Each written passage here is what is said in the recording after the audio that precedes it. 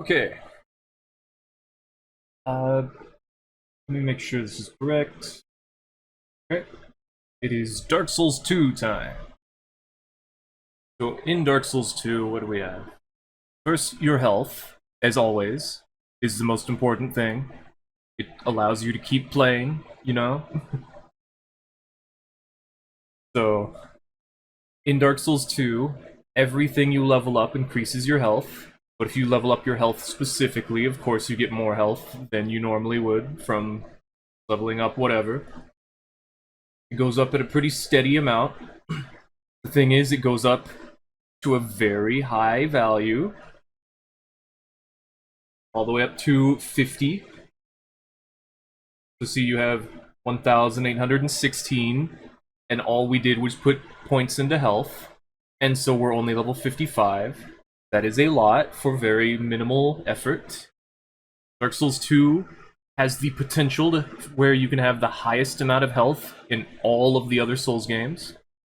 I believe technically Elden Ring and Bloodborne might come close to it, but I'm not so sure about Bloodborne.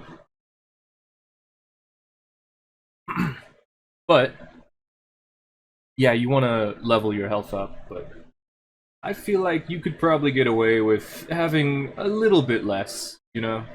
As long as you get to 1,800, you'll probably be okay. Close to 2,000. Close to 2,000 is a nice amount. More is always better. You can get like 3,000 something if you're crazy. But, close to 2,000 is a nice amount.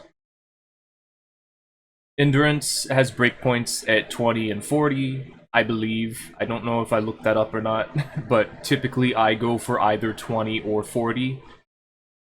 I try to get as close to 20 as I can, because once you get to 20, you have 120 stamina, which allows you to have like 2 or 3 more swings, or 2 or 3 more rolls than you would have if you didn't level it at all. I know I have one character who has 18, specifically because it's really not that crazy, but the thing is, in Dark Souls 2, as you can see, there are a lot of notes. It is going to take a while for this video. It's probably going to be a lot longer than the other ones, but endurance in... Okay, yeah, I was leveling right there. Endurance, if you run out of stamina, there's no negative stamina in Dark Souls 2. I don't think I put that down here because there's already so many other things, but there's no negative stamina. If you run out, it will recharge at the same amount, the same speed as it would even if you didn't run out, but to discourage you from running out anyway, instead, if you don't have enough stamina to do an attack without running out of stamina, you then do a slower version and a weaker version of that attack, no matter what kind of attack it is. So say you're firing a bow, you do less damage, it takes longer to fire the arrow, you have longer recovery from being able to do anything else again. You won't be able to run. Let's say you're swinging a weapon, it takes longer to swing the weapon, you can't follow it into anything else. It's not going to true combo off of whatever attack you did before that, because it's going to be slower. You have to complete the full animation before you can start recovering stamina again. When it comes to magic, it does exactly the same thing. You get less damage, longer cast time, all that stuff. So you still, even though there's no negative stamina, you still don't want to run out of stamina. You want to make sure you're keeping track of that, because it is going to be detrimental. And I'm going to be able to tell when you're going to run out of stamina, and I'm going to run up and I'm going to hit you in the face because I know you ran out of stamina, so don't do that. And naturally, if you're using a larger weapon, like it says here, you're going to want to have more stamina. The more stamina you have, the more times you can swing your weapon. The more times you can swing your weapon, the less safe it is for your opponent to punish you for running out of stamina. Because normally they think, oh, you ran out of stamina because you swung 3 times or 4 times, I'm going to run in now, and then you swing a 5th time, and it's like, you just had to do that. You just have so much stamina, that's crazy. It's always a good idea. But the easiest way to get your stamina is probably the 3rd dragon ring, but even then, that thing has low durability, it's probably going to break. You'd want to at least have like 5 of them. 3 of them. I would say 3. But 5 would be ideal. Anyway, Vitality increases your equipment load. Rolls go farther the lower your equipment load is. Flynn's Ring is strongest below a maximum of 60.4 equipment load exactly. I tested that. I figured out the exact amount. It's very difficult to get that exact amount. You have to do a whole lot of different equipment load buffs from helmets and rings, and then you have to meet a specific amount. It was difficult to figure out, but anyway. Stamina regeneration is best below 60% equipment load, and it regenerates faster for approximately each 10% you can save. I have a picture, you can look it up. There's one on Reddit where it explains exactly how this works, but I don't think it's in any of the wikis, but I may not be completely sure about that. But it is, in fact, very true. At 60%, 50%, and then I believe, like, it's not 40%, it's like, it might be 40%, but then it goes to like 25% is an equipment load. There's a 5% in here somewhere, but once you get to 70%, you do not want to go over 70%. You can stay below 60%, which is what I've been doing lately, because I figured out that your stamina regenerates pretty okay when you have 60% equipment load, and you have the Chloranthy Ring +2 on. Then you can do just fine, but once you get to 70%, you do not want to go over 70%. If you're going over 70%, then you start to heavy roll, or fat roll as everyone calls it, and you do not want that. For any reason. Unless you have like Iron Flesh going, you could maybe get that, because Iron Flesh works differently, but we'll get to that in a while. So, yeah, your stamina regeneration is way more important in Dark Souls 2. Your ability to manage your stamina resource is probably one of the most important things that you can do in Dark Souls 2. If you can start doing that, where you just don't run out, you pace yourself, and you're very careful, you'll start to see why I play, like, a Terminator style of PvP, where I slowly outlast my opponents, and I, like, punish them for all their mistakes, and eventually one of them will die, and then I like take out the next one, the blue phantom comes in, and then I go back to what I was doing, and then... So yeah, this is why I play that way. This is because I like Dark Souls 2 the most. So, next up is Strength and Dexterity, which scale well up to 50 levels. Technically, it keeps going and going and going, but once you get to 50, that is the soft cap. And your strength actually gets a 2 times bonus from two-handing. So if you two-hand a weapon, you have like 30 strength, and it has a 60 strength requirement. You can do that. You can do that in Dark Souls 2. Dark Souls 2 allows you to two-hand and get a 2 times bonus. It's crazy. I think the reason it does this is possibly because power stancing requires you to have 1.5 times the bonus. So you get a 2 times bonus from two-handing. It might be trying to encourage you to two-hand. Other than that, I'm not particularly sure why it does that, but it's cool to know because it makes strength weapons just that much more powerful. So then there's a strength and dexterity, which are the stats that matter. If you want to power stance weapons, as I just said, you need a 1.5 times the value of your strength and dexterity requirements. So say let's grab a longsword over here. The longsword, okay, not the longsword. How about the black dragon Greataxe?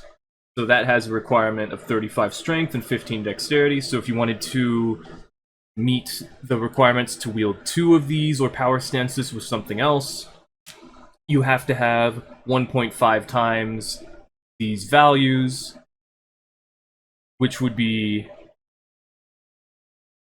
this value. And because it has a 5, you would round that up, so you need to have 53. You have to have 53 strength in order to power stance the Black Dragon. I believe this is the Greataxe. GA is Greataxe. So if you wanted to power stance this with something else, you need 53 strength. And then I believe you would need 21, if I'm doing the math right in my head. Okay, so 23 because it was 15. You would need 23 dexterity in order to get to power stance this with another axe of similar or at least lower requirements. And you do not need to think about, over here it says you do not need to care about the intelligence and the faith requirement at all. You don't have to think about those at all. You can still power stance as long as you meet the strength and dexterity requirement. You won't get the damage, but you should still, like, as long as you meet the intelligence and faith requirement, you don't need to worry about getting 1.5 times the intelligence and faith requirement. When I was making a power stance Sorcerer's Twinblade build, I thought that you might have to do that, and you do not have to do that. So, next is adaptability. It's a very important stat if you want to actually roll through things properly.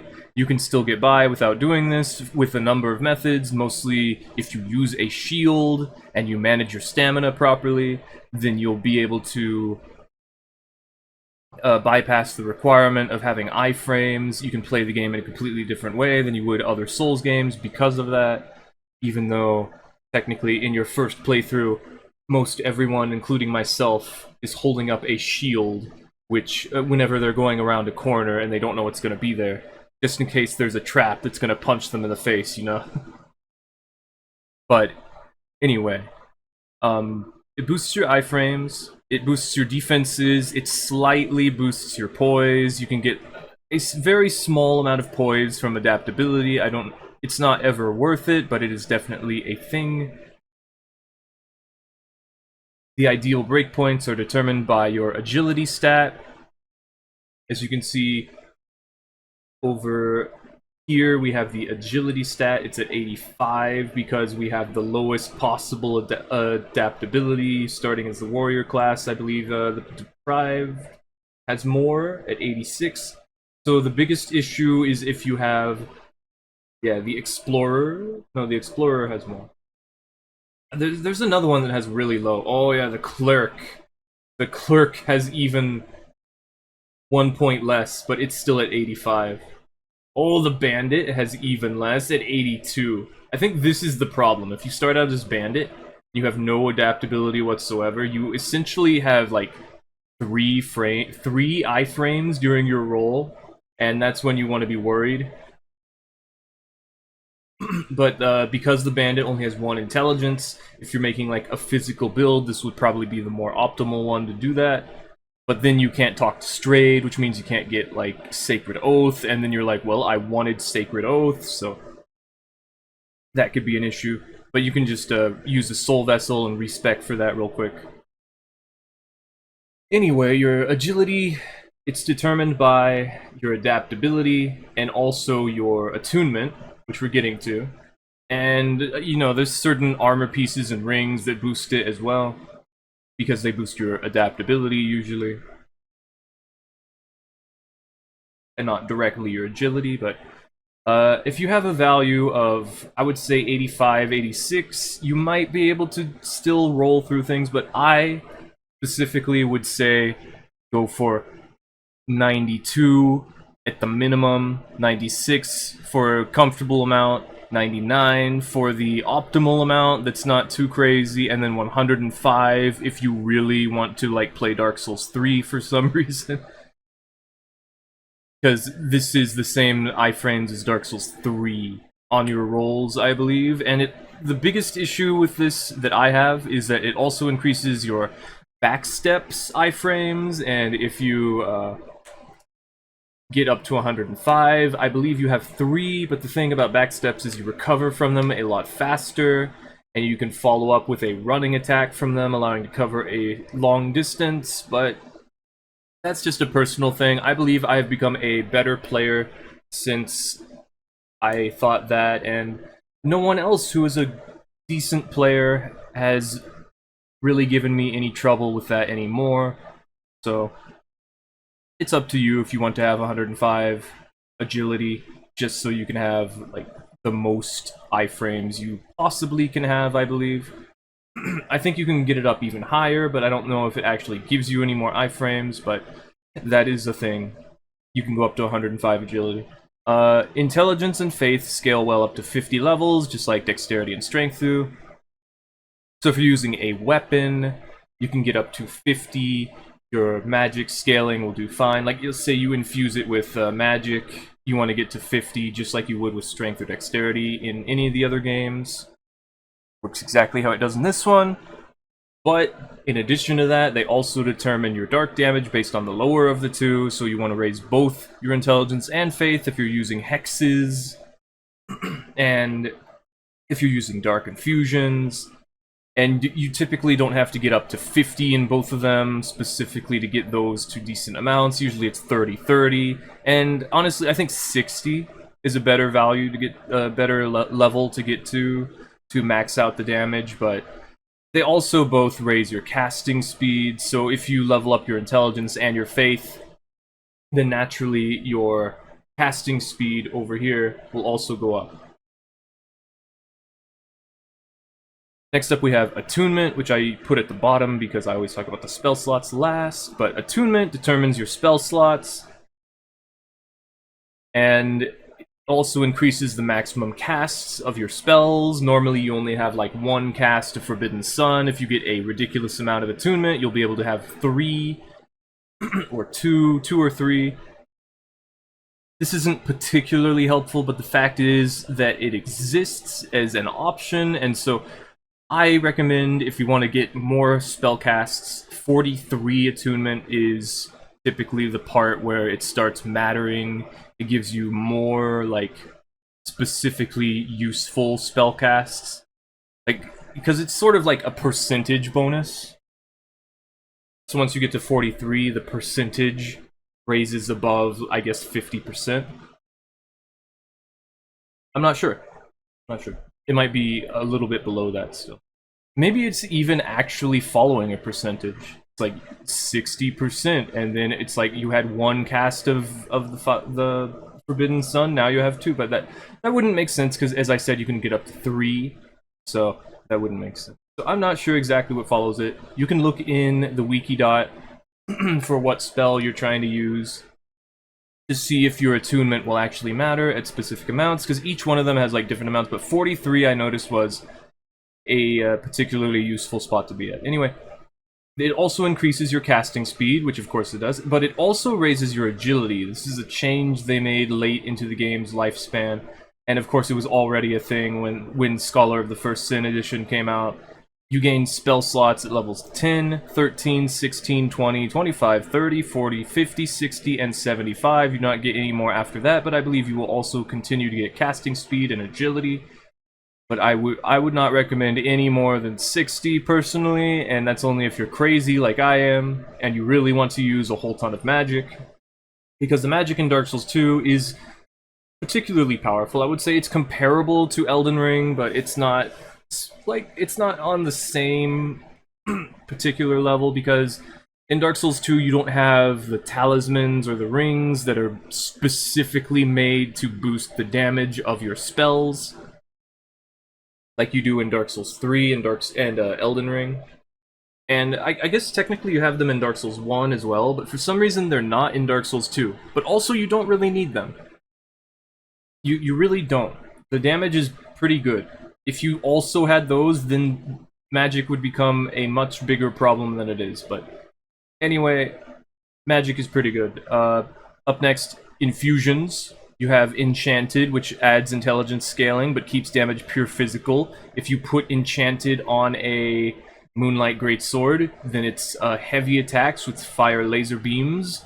The beams will not do any damage, because they will be pure physical damage, and they're not supposed to be, so... Then you have Magic, Lightning, Dark, and Fire, which are their ideal elemental damage, which scale with Intelligence, Faith, Intelligence and Faith, and Intelligence and Faith for the elemental things, for Dark and Fire. And they use similar buffs. Raw is effective for weapons with no scaling. This includes the Black Dragon weapons, which have no scaling, the Black Scorpion Stinger, which has no scaling, majority of crossbows, which have no scale. Well, you can't put Raw on crossbows because of that, because they don't want you to do that, but you can put Mundane on crossbows, which used to be so good that they had to nerf it, and now it's really not all that great. You have to put investment into every single stat, which includes things you're not using, which means you have to make an all-around build in order for it to be even somewhat worthwhile, and even then you would need to put like 30 and everything, and then you're like, well, I still need to have a whole bunch of health, so it's like you have a weird looking sort of even build. So I guess if you want to make like an OCD build, you could do that with Mundane. It would look pretty good. There's Poison and Bleed, which are especially effective on weapons that already have status effects, and I believe that Bleed specifically works better on weapons that have dark scaling already. I don't know why, but Poison, I believe, was already good on Fire, but I'm not sure about that. Basically, if you put one of them on like Claws, then it would be pretty nice. And Poison especially is very powerful in the game. So we're onto the notes. There are a lot of them because Dark Souls 2 tried to do a whole lot of things differently from all the other Souls games. So in Dark Souls 2, you can use spices, Simpleton Spice and Skeptic Spice, to lower the spell requirements, which also lowers the effectiveness of the spell. So say you're using healing, a healing miracle, and you wanted to use it at a lower level of faith, it's going to heal you for less because you have less faith, which should be obvious because that's just how healing works. It's completely based on how much faith you have, so for something like that, you would want, if you want to have like very low faith and you still want to use a healing miracle the way that I like to do, you would probably want to use Great Heal Excerpt because it only has a 14 faith requirement, so just lowering it down to 12 just so you can get 2 more points in something else might be an option if you really wanted to. Then we have counter hits, which apply to all damage types, not just thrust damage. That is to say that Katanas, even if you're not using the thrust attack, which is usually on its running attack or its one-handed heavy attack, it's still going to cause counter damage if you're hitting your opponent during their attack. So it makes it very dangerous to trade with any weapon. That is to say, if both of you hit each other at the same time, you're going to take a lot of damage from that. And whoever built stronger around doing that on purpose is the one who's going to win that, and that's going to be very scary because it's going to hurt a lot. And then Poison is dangerous, very simple statement here. Excuse me, in Dark Souls 2, Poison ticks very quickly. It lowers your health very fast. Doesn't last for very long, I believe it's 30 seconds. So imagine you had strong poison in some of the other games. This is essentially how Dark Souls 2 works, where it does a lot of poison damage very quickly. It is important to carry around poison moss clumps, which are green instead of purple now, which was an interesting choice. I don't know why they did that. And then Bleed works differently to how it does in the other games. It actually works a lot like how it does in... It works a lot like how Frostbite works, except for I don't believe it gives you a defense debuff. It prevents you from running, and it causes you to walk slower, and it also lowers your maximum stamina for a amount of time. It also does an instant amount of damage. And I wouldn't say it's amazing, but the fact is it slows your opponent down a tremendous amount.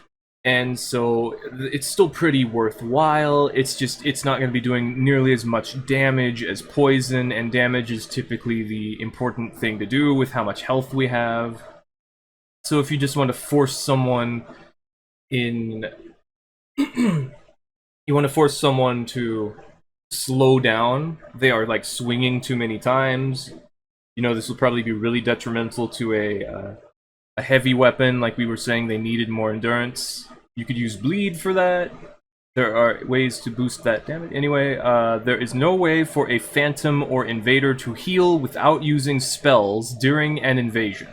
That is to say, when an invader is present in the world, it stops everyone except for the host from being able to use their Estus Flask, and they normally couldn't use life gems anyway, I don't believe. I don't remember. But I know that the host can still use all of their healing. it basically makes it a lot easier for you as an invader to defeat the host's phantoms. But it also makes it more difficult for everyone to heal, except for the host. So what ends up happening is all invaders have to have a little bit of investment with one attunement slot so that they can either cast Warmth, which I do not recommend. It is recommended to have around 25 Faith for Great Heal, or 12 Faith for Great Heal Excerpt, which actually requires 14 Faith, and as I was saying earlier, you can just have 12 for it, and it'll still do pretty well. And I would recommend using it instead of Warmth, because Warmth will heal anything, which means that the people who outnumber you can push you away from it and prevent you from healing if they're just chasing after you. So I recommend using a Miracle, because they can't do that. And especially Great Heal Excerpt, which normally you can only cast it once, so if you get 3 copies of it, and then you can use it much like Great Heal at 25 Faith, and it's completely up to you whether you would rather use 3 copies of Great Heal, or even 2 of them, or 1 copy of Great Heal Excerpt, or 1 copy of Great Heal with lower Faith requirement, which normally Great Heal requires 28 Faith. If you spice it down to 25, it's still pretty useful. I would recommend spicing it down to 25 if you wanted to also use Sacred Oath, which at that point you have 5 attunement slots, and if you're going to be doing all that, you might as well consider using Great Heal Excerpt instead of using that and Sacred Oath. Personally, I don't really care for Sacred Oath anymore because it takes 4 slots, it requires more Faith, it only lasts for a specific amount of time, but it is a significant damage boost and defense boost specifically for physical damage. I'm sorry. Poise requires major investment to have useful passive poise against two-handed attacks, specifically by two-handed attacks. If you want to armor through a two-handed attack, it's going to require you to have 100-something poise. I don't know the exact amount.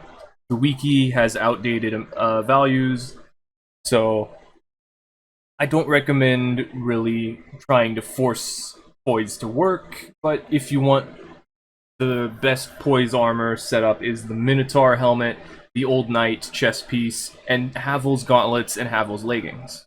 And then you can also put on the Ring of Giants +2. And then you'll have the most poise you could possibly have, unless you also want to slap on Iron Flesh, but at that point there's no way you're going to be able to fast roll. You could technically fast roll with all the other stuff, but once you slap on Iron Flesh, it adds a... I'll tell you later, but it works differently from how it does in the other games. So the Stone Ring prevents poise from working the way it's like passive poise. You can hit through poise much easier if you have the Stone Ring on. I believe it adds like a significant amount, maybe 20 more poise damage. It's probably not 20, it's probably more like 80. I don't know, it's a lot. It basically allows you to do power stance setups against people who are wearing full Havels without having to worry about them armoring through your attacks. The Stone Ring is a good thing to keep around. Most weapons have the ability to parry when two-handed. That is to say that things other than halberds, spears, reapers, whips can do it. Halberds, spears, and reapers, pretty much. Everything else can parry two-handed. Not like staves or talisman chimes as they are, but... And definitely not great shields or bows, you know. But a surprising number of weapons can parry while they're two-handed. It's a lot harder to parry with a weapon, but the fact remains that it is an option, and you have to actually be a little bit careful about that, because a lot of things can be parried, and it's fun. It's cool. Attacks can be cancelled, also known as feinted. This means that during your attack, if you try to cancel the attack by doing a roll or backstep, you can do that. You can cancel your attack. So like say that you accidentally queued up an attack, you know it's going to happen, you can cancel the attack by rolling or backstepping. You can also abuse this to an extent by constantly doing it, even for your rolling attacks.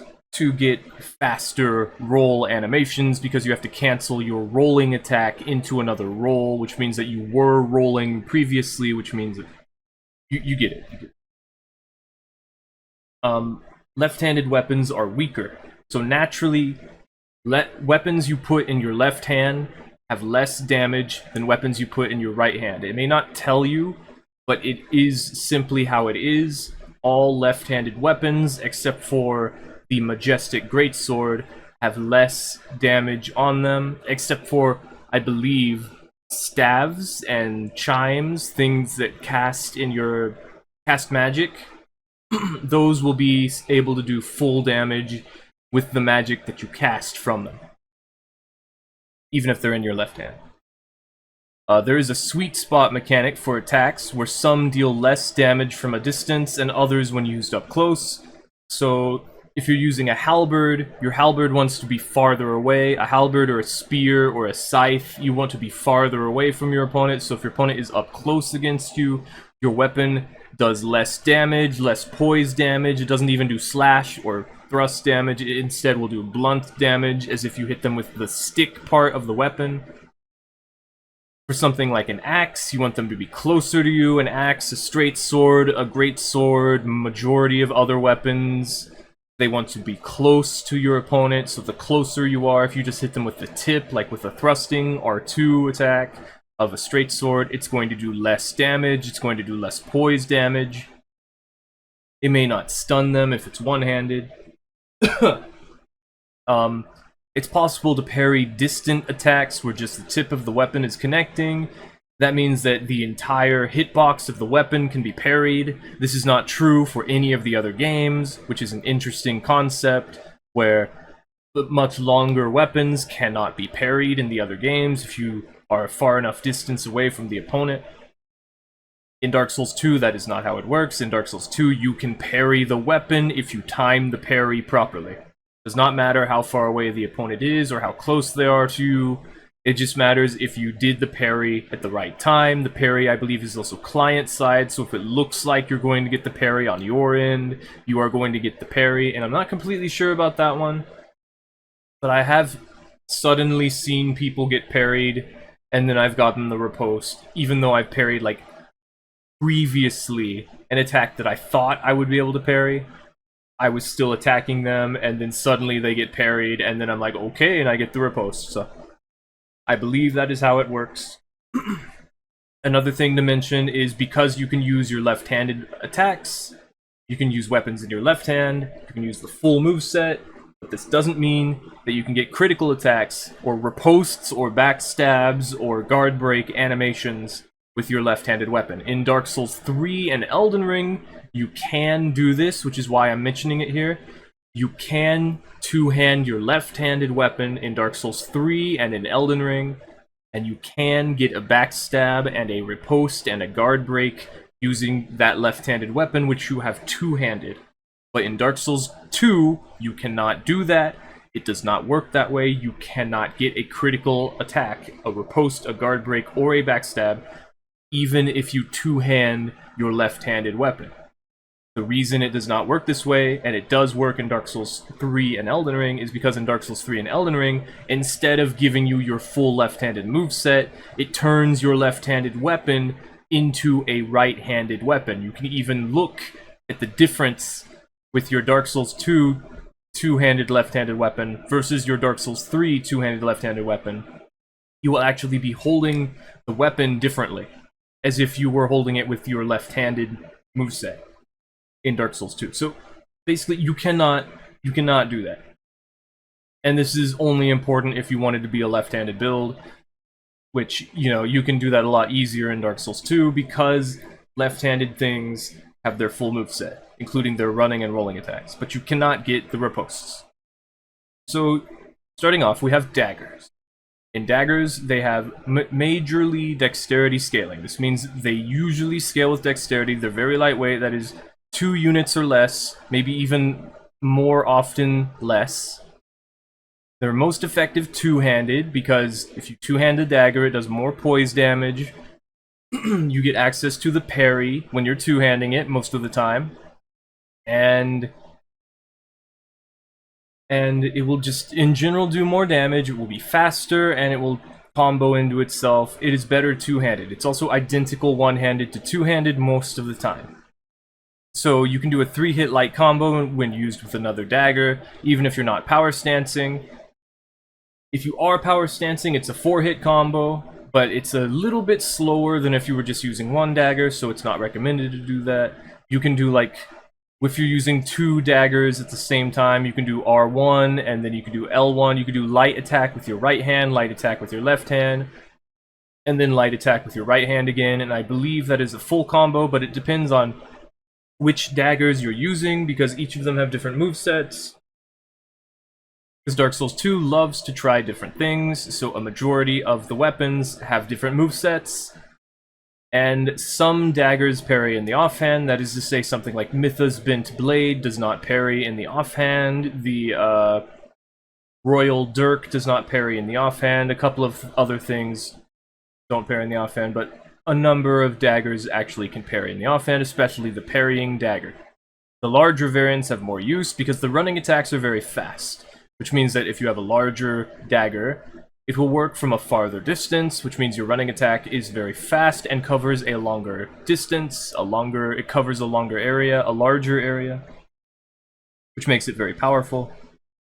So the parrying dagger can parry in either hand, which is to say its heavy attack in its right hand, is able to parry, which can be potentially useful because then you can use it because it's a dagger to riposte someone, and you can use maybe your full offhand weapon. You could truly be a left-handed character who can still parry. It could be an interesting idea. I'm not completely sure if it's all that great, but the parrying dagger itself is also particularly useful for parrying. You can also use it in conjunction with another dagger. Maybe put this one in your left hand, and then put the dagger you want to do a damage with in your right hand. Then you can power stance them, and every now and then you can turn off the power stance so you can get access to the parry. There's a lot of options in Dark Souls 2. Next up we have the Royal Dirk, which is one of the longer daggers with higher counter damage. You can infuse this one, and you can buff it. It has a couple of straight sword moves. It's pretty strong. I like to use this one. It's really basic though. It's just its heavy attacks are generally straight sword moveset, so it's not really a dagger, but it is definitely a dagger. It has dagger running attacks, dagger rolling attacks, but it has straight sword like heavy attacks, straight sword light attacks when one-handed. I don't remember if it was the same when it's two-handed. Mytha's Bent Blade inflicts toxic and poison. It is the only thing that inflicts toxic in the game. So a lot of people will be trying to use these specifically so they can inflict toxic upon you. It's kind of difficult to inflict toxic because most things that boost poison do not also boost toxic, I believe. But toxic itself is in fact a stronger version of poison, but it's not too much stronger. It's still a decent amount stronger, which is to say that poison is already so strong that I can't really tell how much stronger toxic is. But Mytha's Bent Blade is the only thing that inflicts toxic. So if you want to inflict toxic, it's a good idea to use this weapon. It's still going to be difficult to do. I recommend also using Toxic Mist, the Pyromancy, because it's the only other thing that can inflict toxic. So I mean, there's also, you know, dung pies, but it's going to be difficult to inflict toxic because they're going to get poisoned and then they're just going to die. There's a Black Flamestone Dagger, which is the longest dagger. It has a similar moveset to the Royal Dirk. It has a decent amount less durability, I believe, but it's just the longest dagger. It's one of the most powerful daggers. I believe it's also heavier, and it's very strong. If you can get this, then you gotta be careful if you run into it. The blue dagger slightly boosts the damage of sorceries, which is interesting because I was mentioning earlier there's no talismans, there's no rings that really boost the damage of sorceries because everything already does a decent amount of damage already, so you don't really need the increased damage. But the fact is, if you want more damage, there are a few things that boost damage, which includes the blue dagger. Now, you're going to be using this in conjunction with maybe another weapon that can cast sorceries, or a staff that can cast sorceries. This itself is not a very good weapon to use, so It's really just here for the damage boost of sorceries. It also belongs to the same, like, it's wielded alongside the Umbral Dagger by the Fume Sorceresses. And the Umbral Dagger has higher backstab damage. It certainly doesn't show it, but it does say it specifically in its description. So, if you specifically want to do a backstab build, the Umbral Dagger is the strongest one for that. I don't know if it's actually better than some of the other options that have like higher damage, but the Umbral Dagger is definitely a choice, and it has higher backstab damage. It says, and I don't know the exact values, so you'll just have to experiment with that. All the other ones are pretty basic daggers. Some of them have like straight sword movesets equipped to them. Some of them have different left to right swings, but they're really not too noticeable. You can infuse them a lot better. Some of them have higher strength scaling, but we're moving on to straight swords now. Straight swords are typically quality scaling, that is to say strength and dexterity scaling. They are lightweight, that is 4 units of weight, maybe 6 units of weight if we're being a little heavier, maybe 2 units of weight if we've got one of the smaller, like broken straight sword. They're useful one-handed or two-handed. They're somewhat effective power stance.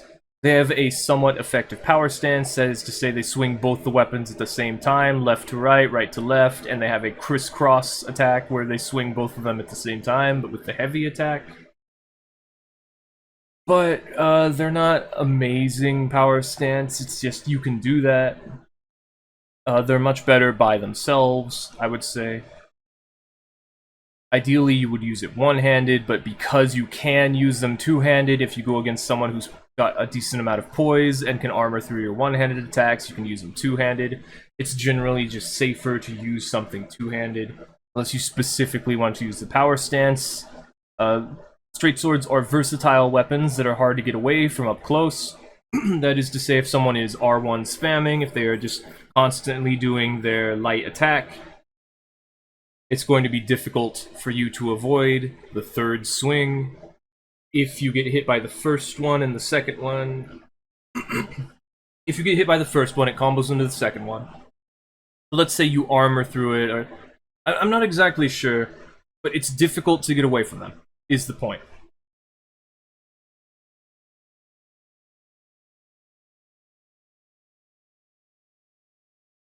So the Blue Flame is a popular weapon that can cast sorceries but not hexes. I tried this, you can only cast sorceries with it. I don't think it actually says that in its description, but it is true. It can only cast sorceries, you cannot cast Dark Orb with it.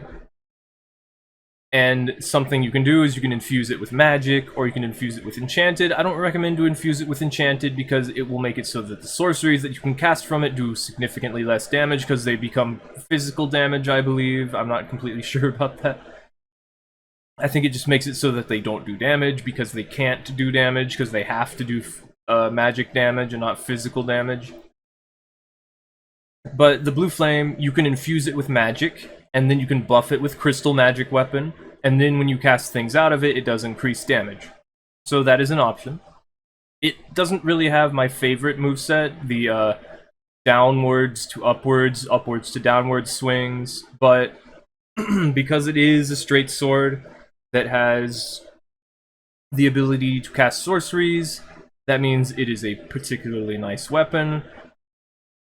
Moving on is the Hade Knight Sword, which has innate lightning damage and wide sweeping one-handed heavies. Whenever something has wide sweeping one-handed heavies and it follows the straight sword moveset, I think of the Hade Knight Sword because it's the first one you used to be able to get that can do that.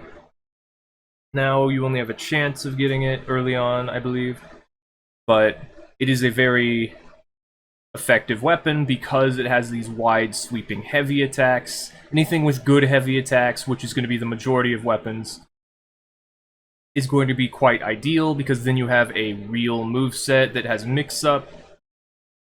And next up is the Red Rust Sword, which is actually an axe. That is to say, it does not have any straight sword movesets. It is just called a straight sword. It only has axe moveset, which is to say, if you two-hand it, it does side-to-side swings. It does a heavy overhead chop. When you one-hand it, it does the lean back, forward slash, and then it slashes again.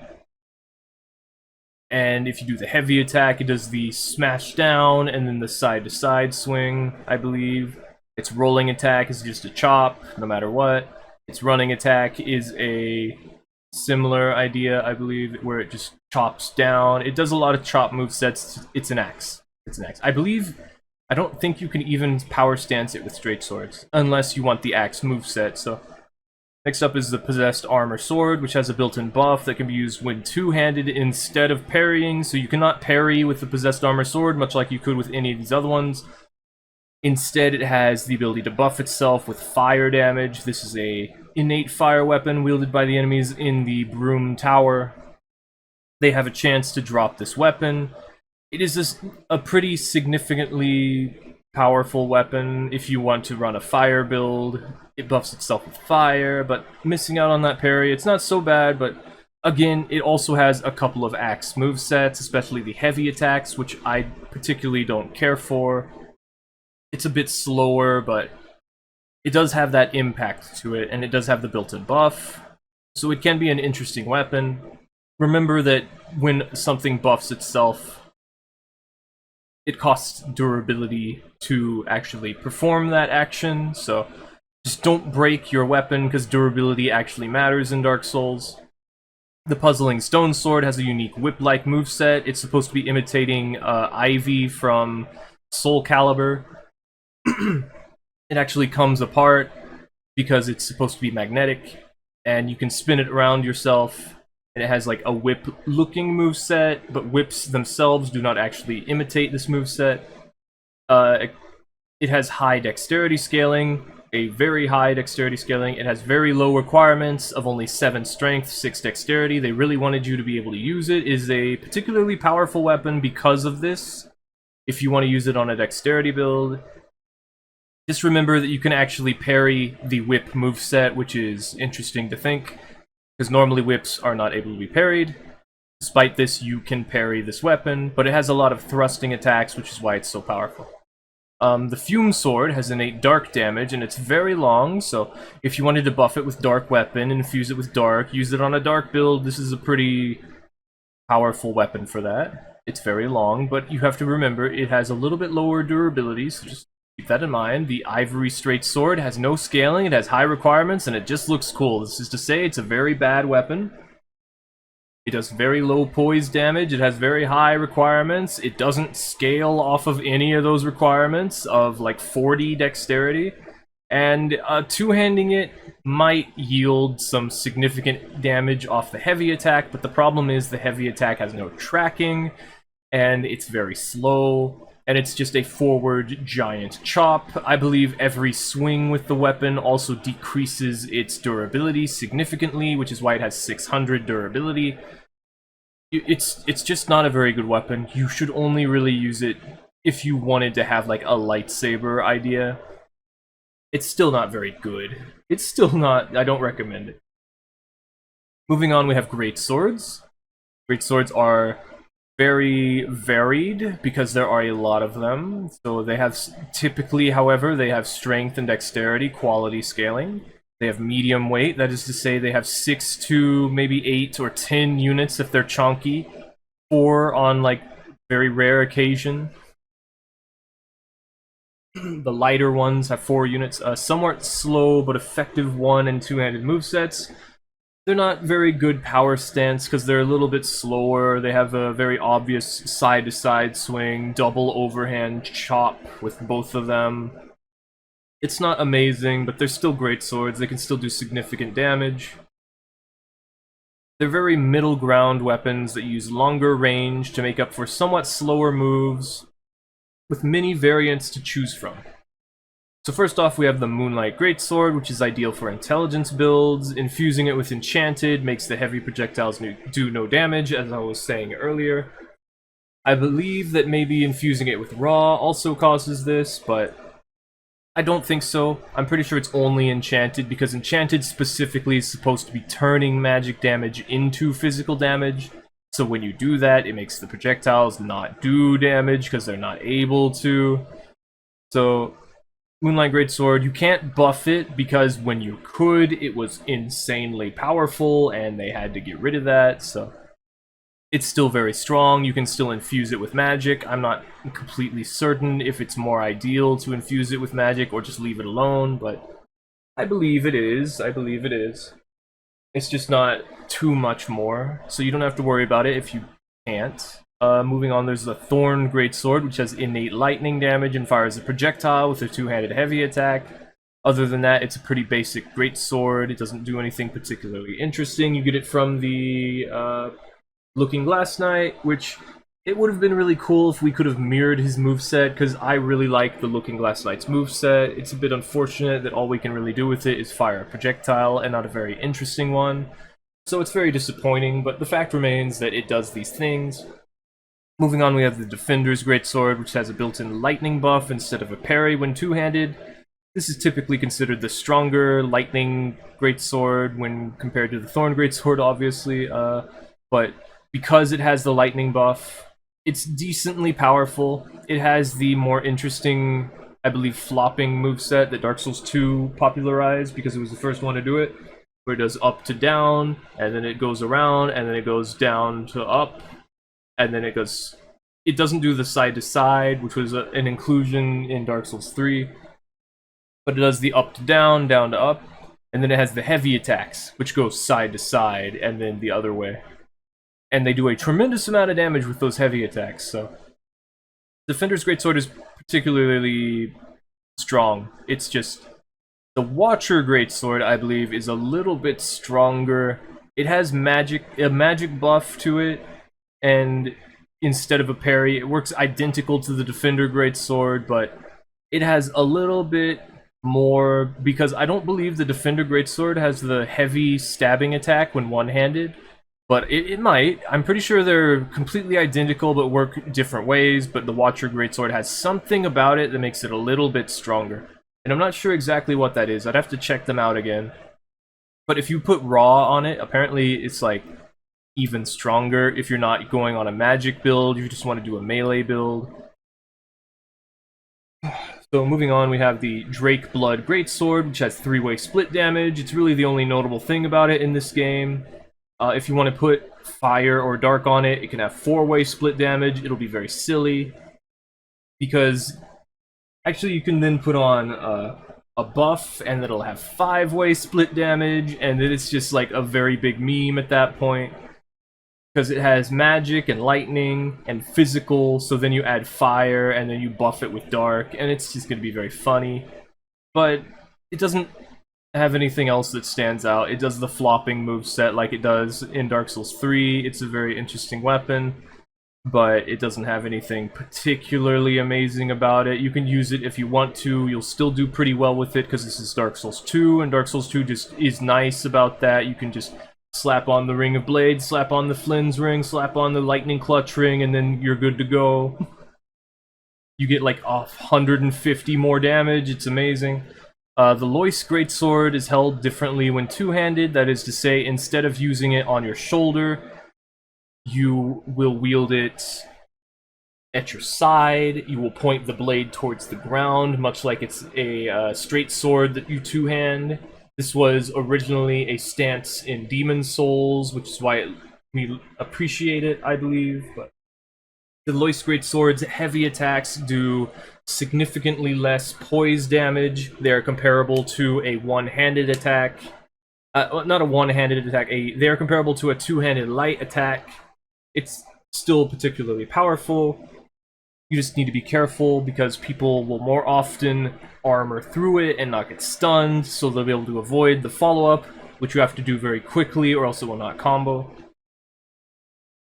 But it's very fun to use the stabbing attacks with it, and it's really only good for its two-handed moveset, but it's more of a dexterity weapon, so even though you're going to be two-handing it most of the time for its different stance, it's not really a strength weapon, so...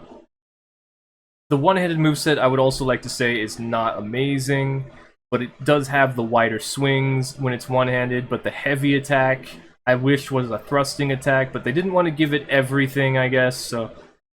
Sometimes this also bugs out, and it doesn't give you the two-handed stance where you point the sword at the ground, and instead it looks like you're just one-handing it. It's really the only weapon in the entire game that does this.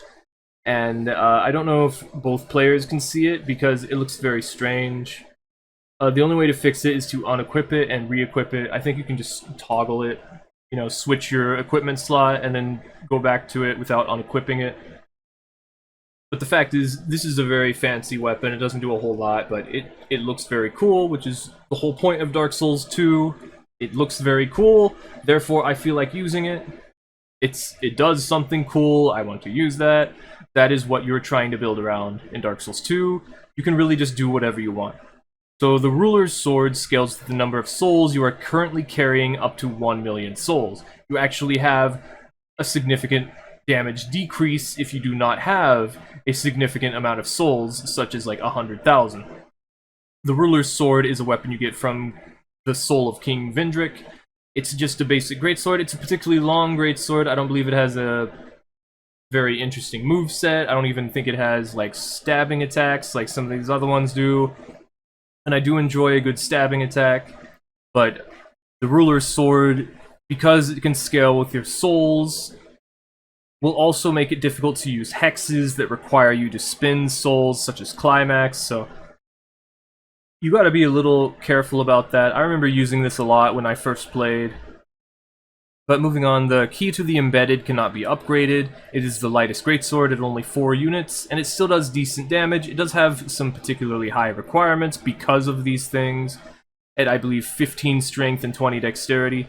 But because it cannot be upgraded, it cannot be infused, you can still buff it.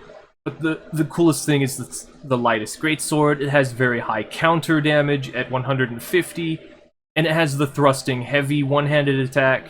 It is actually a significantly powerful weapon despite all of these requirements and downsides to it compared to other weapons.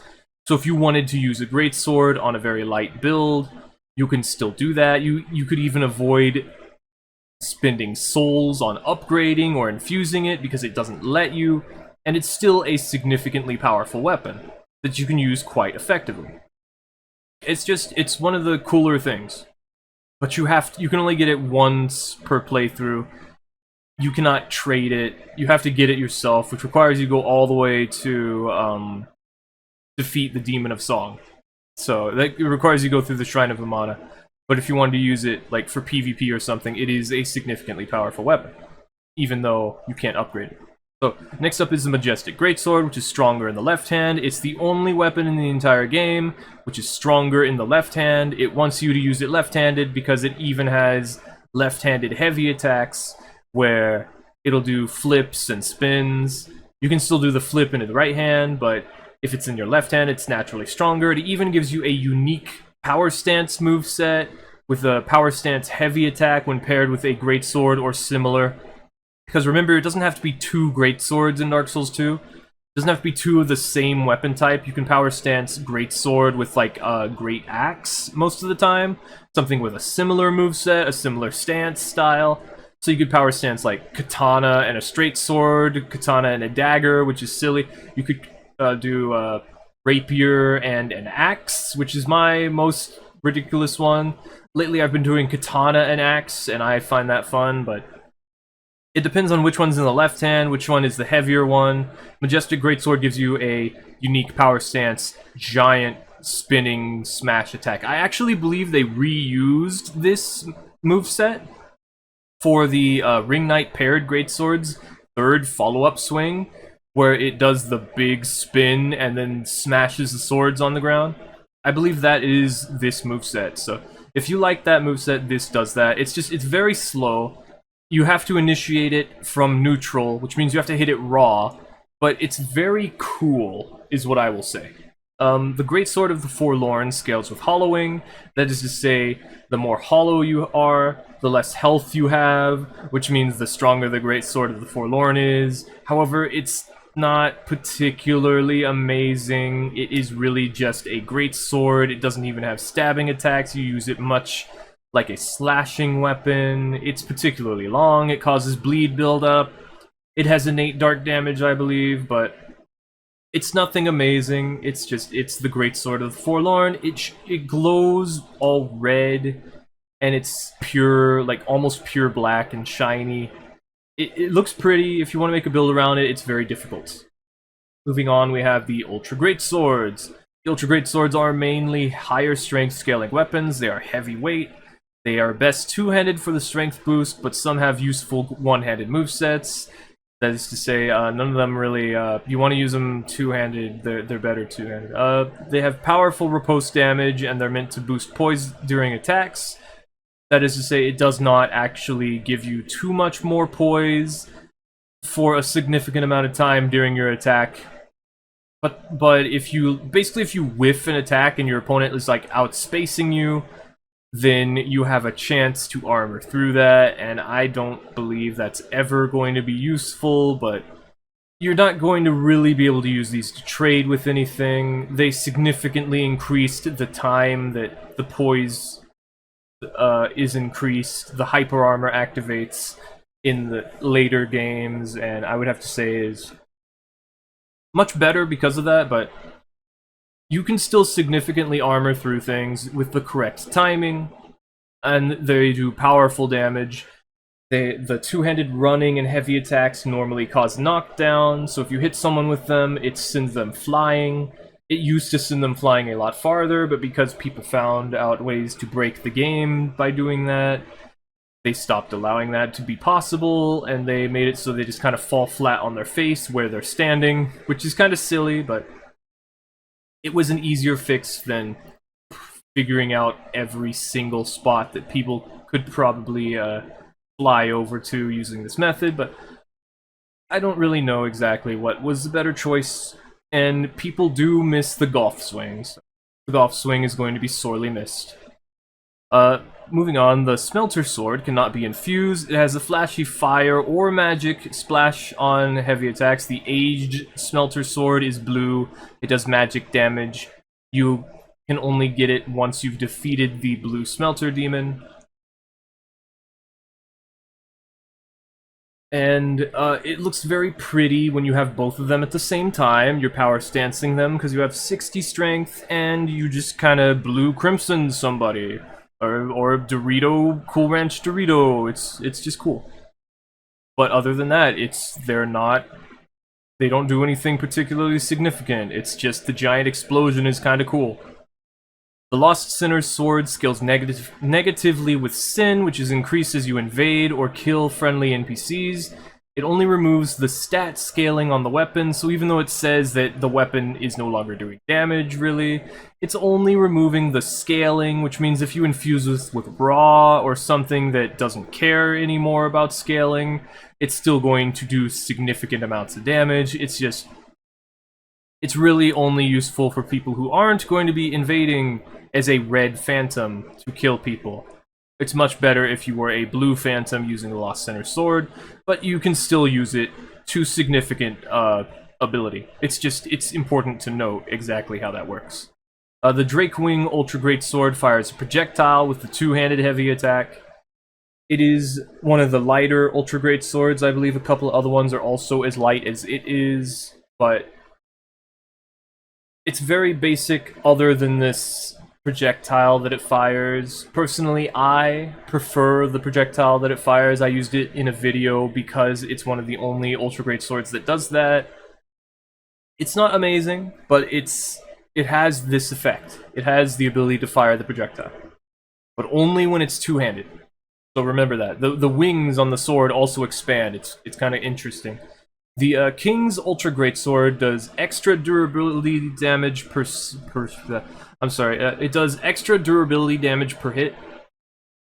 It says it does this in its description, and I used this in a video at some point where someone was AFK, and I was trying to hit them with the shove instead of hitting them with the weapon directly because it was going to kill them, but the fact is that this, in fact, does do extra durability damage. It's just not a particularly significant amount.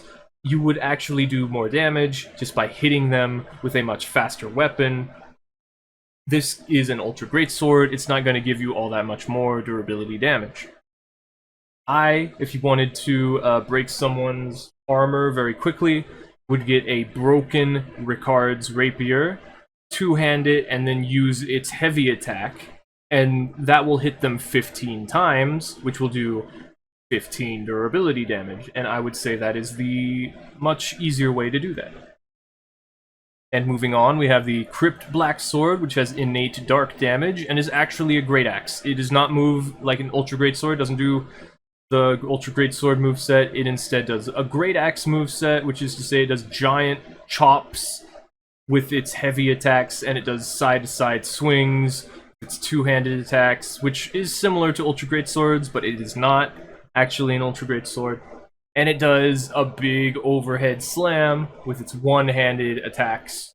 And it does a big sweeping swing with its rolling attack. And it does a running overhead slam with its one or two-handed running attack. So the Crypt Black Sword, the coolest thing about it is it looks like a popsicle if you extrapolate your imagination a little bit. And if you put dark damage on it, you can make it grape flavored, and it's just fun to beat people over the head with a giant purple popsicle that does dark damage. It's very strong. Ivory King Ultra Great Sword, probably the best Ultra Great Sword in the entire game. It has a secondary magic beam that swings with it when it is two-handed. If you're only using it one-handed, it doesn't do this. So if you have it two-handed, the beam that follows up behind it follows a different, like, frame rate or something? I'm not sure. It's more likely to hit people with the beam than it is with the actual sword. The beam doesn't do as much damage, it does do magic damage though. And the sword itself inflicts bleed buildup, which is weird. And it also has a tremendous amount of durability, specifically because using the beam actually costs a lot of durability, much like the Ivory Straight Sword does. And it's just a very fun weapon because of how the beam will try to keep you safe when the Ultra Great Sword does not. But other than that, it's a pretty basic weapon. Now we have curved swords. With curved swords, you have majorly dexterity scaling weapons here.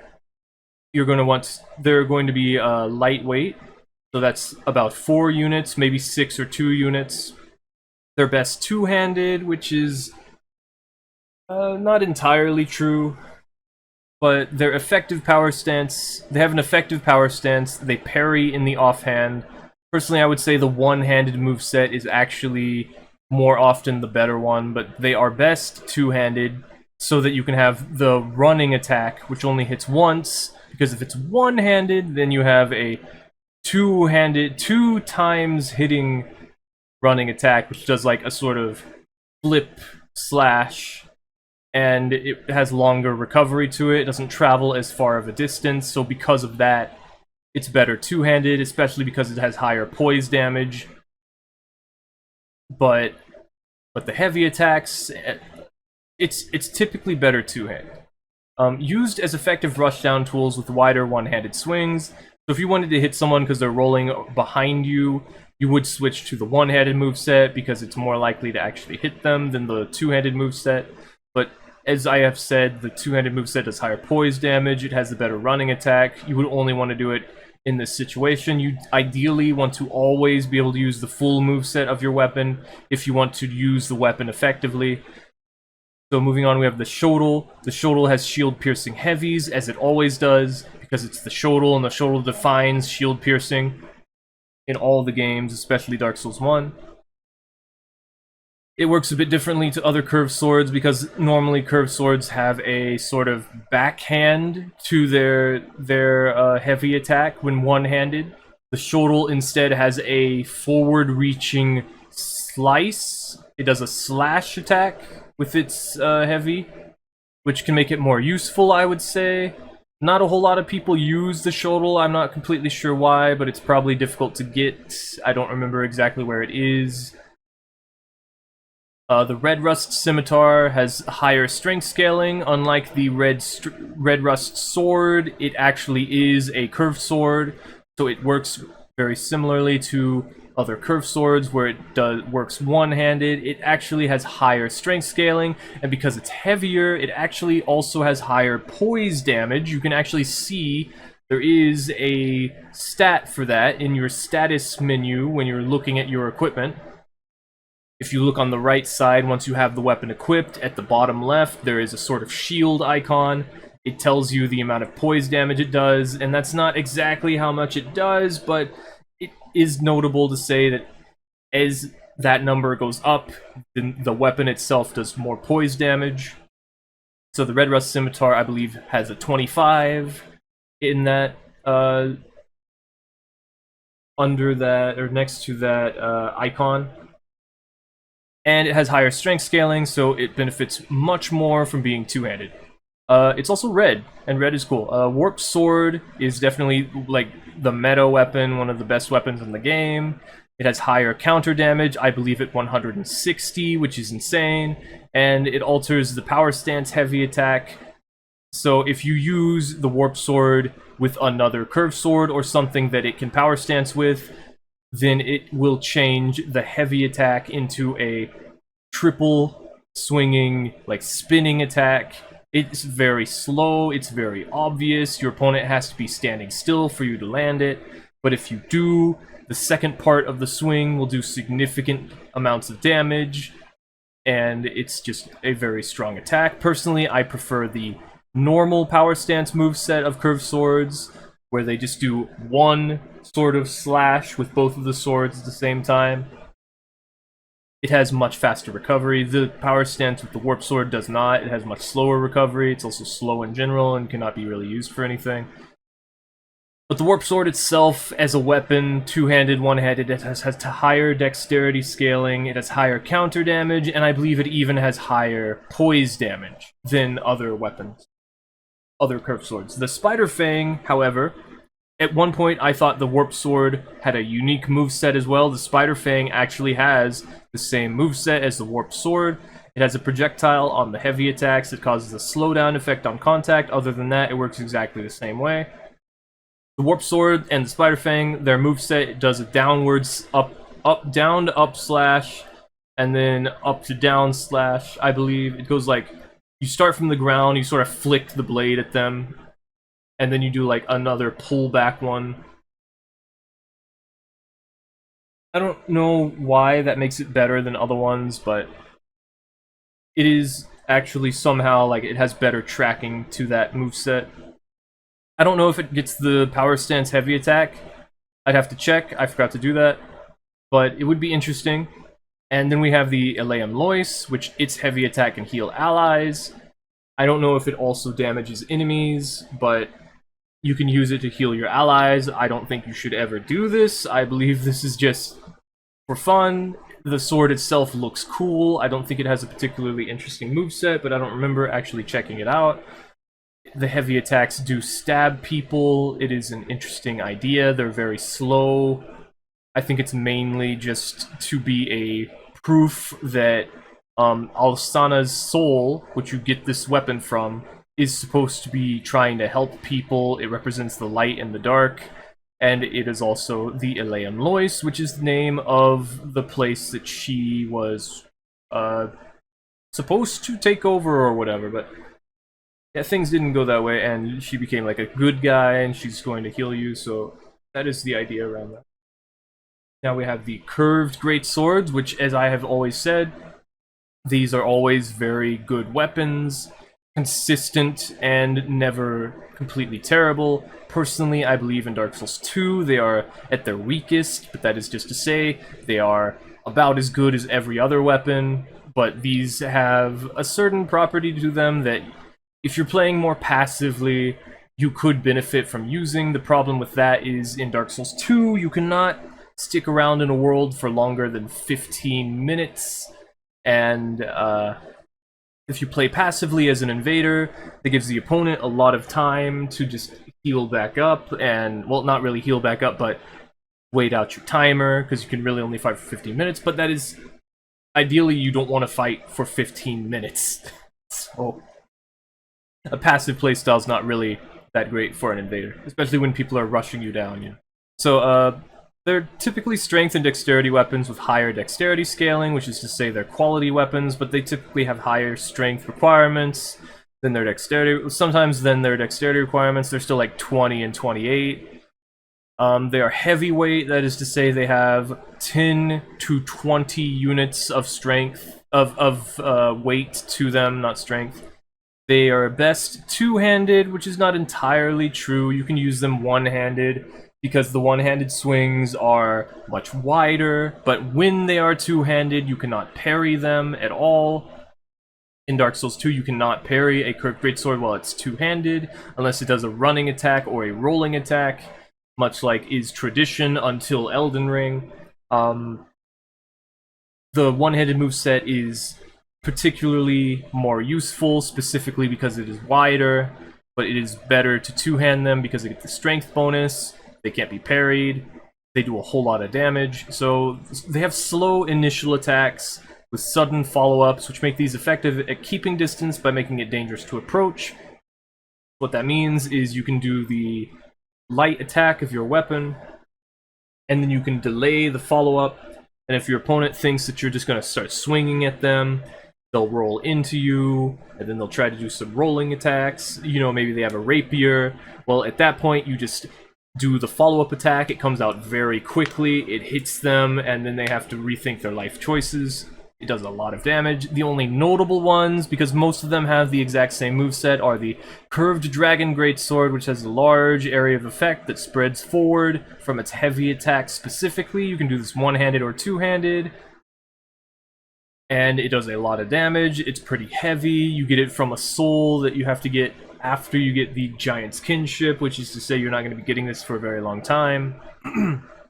Not the Giant's Kinship, you get it with the Ashen Mistheart, which is still very close to when you will also get the Giant's Kinship. But anyway, the Curved Nil Greatsword, which is in the Ice DLC of Aleum Lois, you have to get out of this frozen chest surrounded by these soul golems. It has a unique moveset with wider two-handed swings, where instead of doing the overhead chops, the chop, or the side-to-side swing where we will slice, it'll do a sort of hesitation and then a side-to-side swing.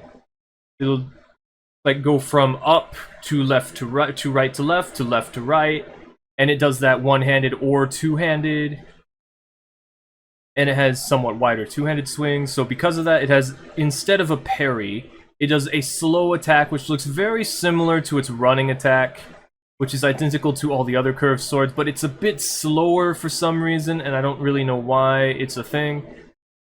But when it's power stance with another weapon that's of similar proportion and stance, such as a greatsword, including the Majestic Greatsword, by the way, depending on which one's in the left hand, it will take priority. The curved Nil Greatsword will have a unique power stance heavy attack. The coolest thing to use this with is the Smelter Greatsword, which will also do its fire or magic effect during this attack.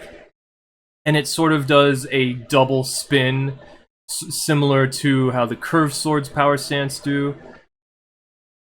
And something unique about the Curved Nil Greatsword is it scales damage with the current new game completion. This doesn't matter for invaders, because it depends on what the host is at, what new game they are in, but the fact remains that, well, at least I'm pretty sure that's how it works, but it increases its own damage every time you beat the game to completion.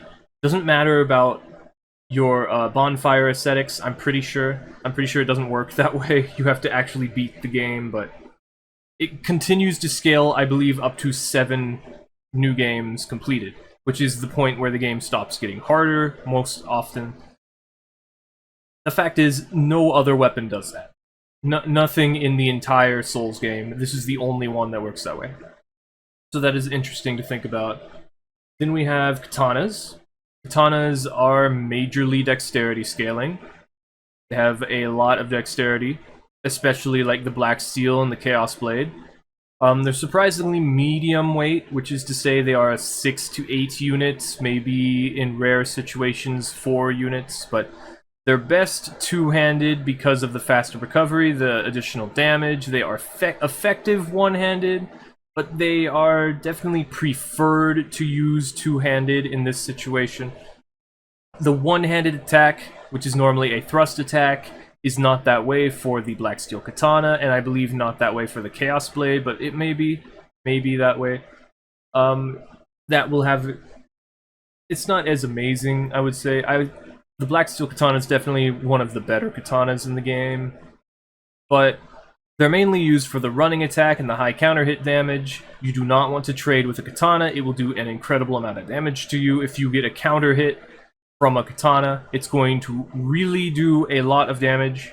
Not trade with katanas unless you have like a ridiculous... Like, even if you have a ridiculous amount of defense, do not trade with a katana. Next, we have the Black Steel Katana, which has wide heavy attacks. It can perform sooner after running and rolling attacks. This is typically true for all weapons in Dark Souls 2. If you do a running or rolling attack before you do a heavy attack, the heavy attack will come out faster. It will skip a couple of the animations, a little bit of the startup animation.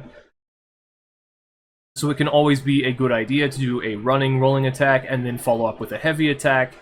Like, you bait someone into thinking you whiffed, they run up to try to punish you, and then they get a very powerful attack that can combo into a second follow-up sometimes, depending on what weapon you're using. Next we have the Chaos Blade, which drains some health on successful hits. So the Chaos Blade, most of the time, if you just even miss with it, it would steal health from you, but in Dark Souls 2, there is no phantom build-up is what it's called. So even if if you whiff an attack, but you landed it on your screen, your opponent dodged it on their screen, then that will cause a phantom hit, which normally causes bleed build-up, frost build-up, poison build-up. That doesn't happen in Dark Souls 2, and it makes it a lot easier to dodge things, much more not responsive, but it feels better because you know that you dodged something, the game knows that you dodged it, it will actually allow you to dodge it. This is important for the Chaos Blade because it won't lower your health if you miss, but you still get a phantom hit like that, I believe. So it lowers your health, but it also has the most damage out of the katanas, because that's just how the Chaos Blade works. And the Manslayer has innate poison buildup. This is a pretty popular weapon for doing a significant amount of damage because it's katana, and then it also has poison on it. Because it is a katana. Sorry. I've been talking a lot. So I typically don't think it's all that great, but the fact that it also has poison, if your opponent is healing, the poison will ensure that they don't get away with that, because you're gonna inflict poison on them, and then it's like, well, you continued the fight, and now you are poisoned, so... I guess you could probably buff it with poison resin. Maybe that will give it more significance, because infusing it with poison has never been all that great for me. The Berserker Blade has some strength scaling compared to the other katanas, which means you can use it more effectively on a strength weapon, and it benefits more from being two-handed, but it's also a decent bit shorter. Personally, I like it because it has a strength scaling, and I love having strength builds that I pretend are dexterity builds, and it's just nice to have. It also has the thrusting heavy attack, which I believe all these except for the Black Steel Katana do, but it's a lot harder to get, by the way, because you have to get it from the pursuers, the sort of predator armor looking enemies with katanas, because they use the Berserker Blade. But anyway, the Dark Drift is the lightest and partially invisible with shield piercing and heavy attacks. You can still buff and infuse it, but because it's the lightest katana, I had used it for a long time just so I could have a katana, because katanas seem to do higher, like, poise damage, so... And the running attack is, of course, really useful, so I had an offhand katana, especially because I was using the Fume Ultra Greatsword at that point, and that had a lot of dexterity requirements, so it's just like, okay, I'll also have a katana, so I can have some nice running attacks. Anyway, the Bewitched Elan Sword has a unique moveset, which is very similar to Katana's movesets, but it also does more side-to-side swings with two-handed and one-handed, either way, actually. And it buffs itself by damaging you with the two-handed parry input. It is possible to damage nearby enemies with the buff. I believe it is from the motion of stabbing yourself. The way that you do it will move the sword through anyone in front of you, and similarly when you pull it back out, the giant blast of souls or whatever will hit people and do damage. The blade behind you will also hit. I'm not sure exactly what the hitbox is. Getting a kill with that, though, is very difficult and very interesting. The buff doesn't last very long, but the fact is the buff is there. You can also cancel the buff, so instead of actually stabbing yourself with it, you get a very short moment where you have a very small window to keep the buff without actually hurting yourself, but the Bewitched Longsword is very different, very unique, and a lot longer than the other katanas. But the running attack is not as fast, I would say. Next up we have Thrusting Swords. Everyone loves the Ice Rapier. Thrusting Swords are majorly dexterity scaling. They are very lightweight, which is to say they are like 3 units to 1 unit in weight, I believe. Best two-handed for the higher poise damage, the decent power. They have a decent power stance, which is similar to the spear power stance. They can be used behind shields with one-handed. This is a truth in every single Souls game in the entire franchise. You can always use a thrusting sword or a spear behind a shield. It is always true. So thrusting swords are a problem where you can just turtle behind a shield. It is always an issue they've had to fix. They're used for the high counter damage and fast light attacks because they do a lot of thrusting attacks. It's very difficult to avoid how fast their light attacks are, especially when they're two-handed. They're good at rushing down with their running attacks. They have few wide attacks unless you use the S-Stock, which the S-Stock always has heavy attacks that are a side-to-side slash. The S-Stock specifically in Dark Souls 2 scales higher with strength and is very long. This makes it one of the strongest thrusting swords in the game. Because it scales with strength, you get a 2x strength bonus because this is Dark Souls 2, so the S-Stock is actually very powerful. The Rapier can parry with heavy attacks in the main hand, much like the parrying dagger. But the Rapier in the main hand, this allows you to do interesting mix-up, so you can have a power stance moveset going on, and you can still get parries. It's very scary, especially because the Rapier itself has higher critical damage, and the Mailbreaker has shield-piercing heavy attacks. Just like in Dark Souls 1, it is a thrusting sword, it's not a dagger yet, so it follows the dagger moveset. It has shield-piercing heavy attacks. I wouldn't say it's all that great. It's a lot shorter than the Spider Silk, which does the exact same thing. Anyway, Rickard's Rapier has a 15-hit heavy attack combo and is very good at inflicting status effects. If you can get someone to run into this, which is honestly not as difficult as it sounds. If you have it poison or bleed infused, you can inflict poison or bleed very easily. Personally, I like to use this weapon to break people's armor by breaking the weapon itself and then removing all of its scaling by making it raw or enchanted, and then hitting people over the head with it until enough of their armor breaks for me to be satisfied. But the Black Scorpion Stinger has innate poison and no scaling. That means it's best raw infused, and you can kind of try to benefit from the poison, but it's really just, it's not amazing. It's a thrusting sword with poison on it, and they had to take away the scaling, because if it was actually good, it would be quite a problem, I would say. It still is kind of a problem, but it's not amazing because it has no scaling. So, Spider's Silk, however, is extremely light at 0.5 units. It has very high dexterity scaling. It's very good and all that. It has kind of low durability, I believe. It's sort of long. It's definitely longer than the Mailbreaker. It's longer than the Rapier, but the best part about it is that it has shield-piercing heavy attacks, much like the Mailbreaker does, without being very heavy at all, and it does a significant amount of damage. So, shields are very strong in Dark Souls 2, especially great shields, of course.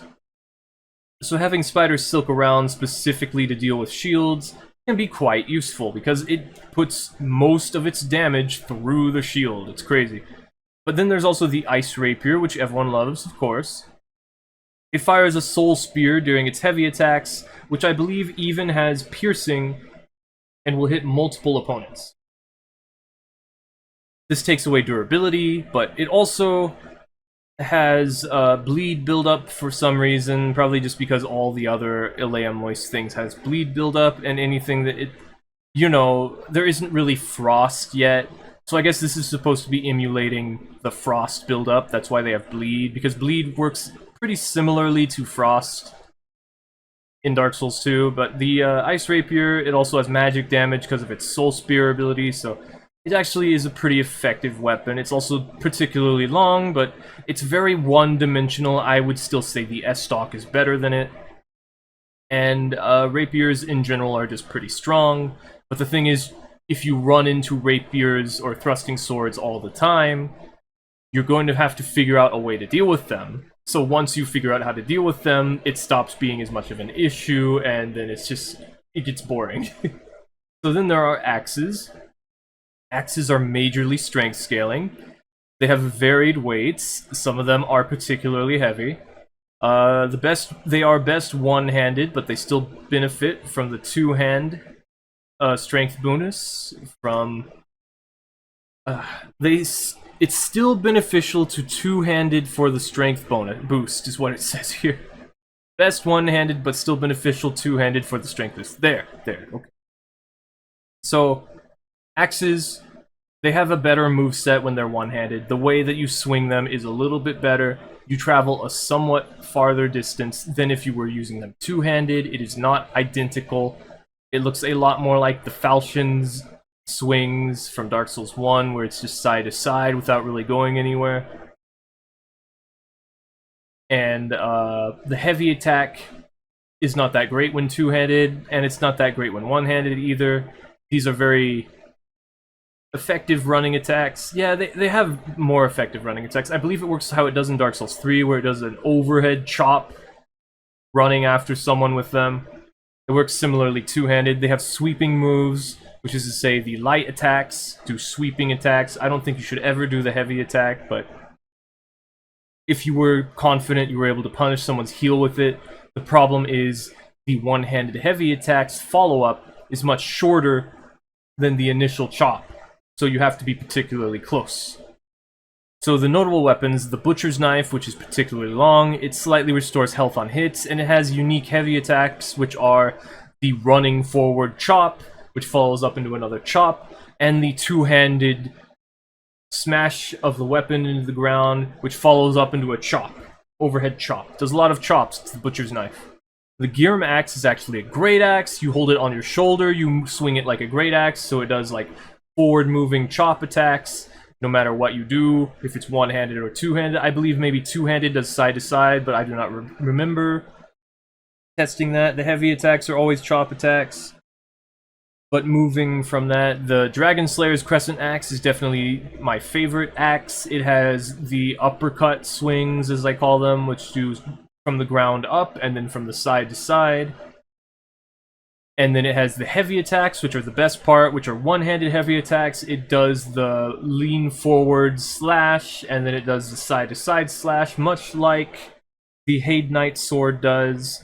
It also has innate lightning, and a different one-handed moveset with stronger heavy attacks, as I just described. However, when it is two-handed, it works identical to other axes, and it actually has the exact same moveset as all the other axes do. It's mainly used for its one-handed moveset. Next we have Greataxes. Greataxes are majorly strength scaling, and they are heavyweight, which is to say they weigh between 10 and 20 something weight. They are best used one-handed for less stamina consumption, or you can use them two-handed for the strength bonus. Personally, I would like it if you always were able to use the full moveset of your weapon. They're rarely used due to the shorter length, but sometimes capable of faster backstabs. That is to say, the Girm Greataxe has a faster backstab, but as we said earlier, the Crypt Black Sword was an ultra great sword that was essentially a great axe.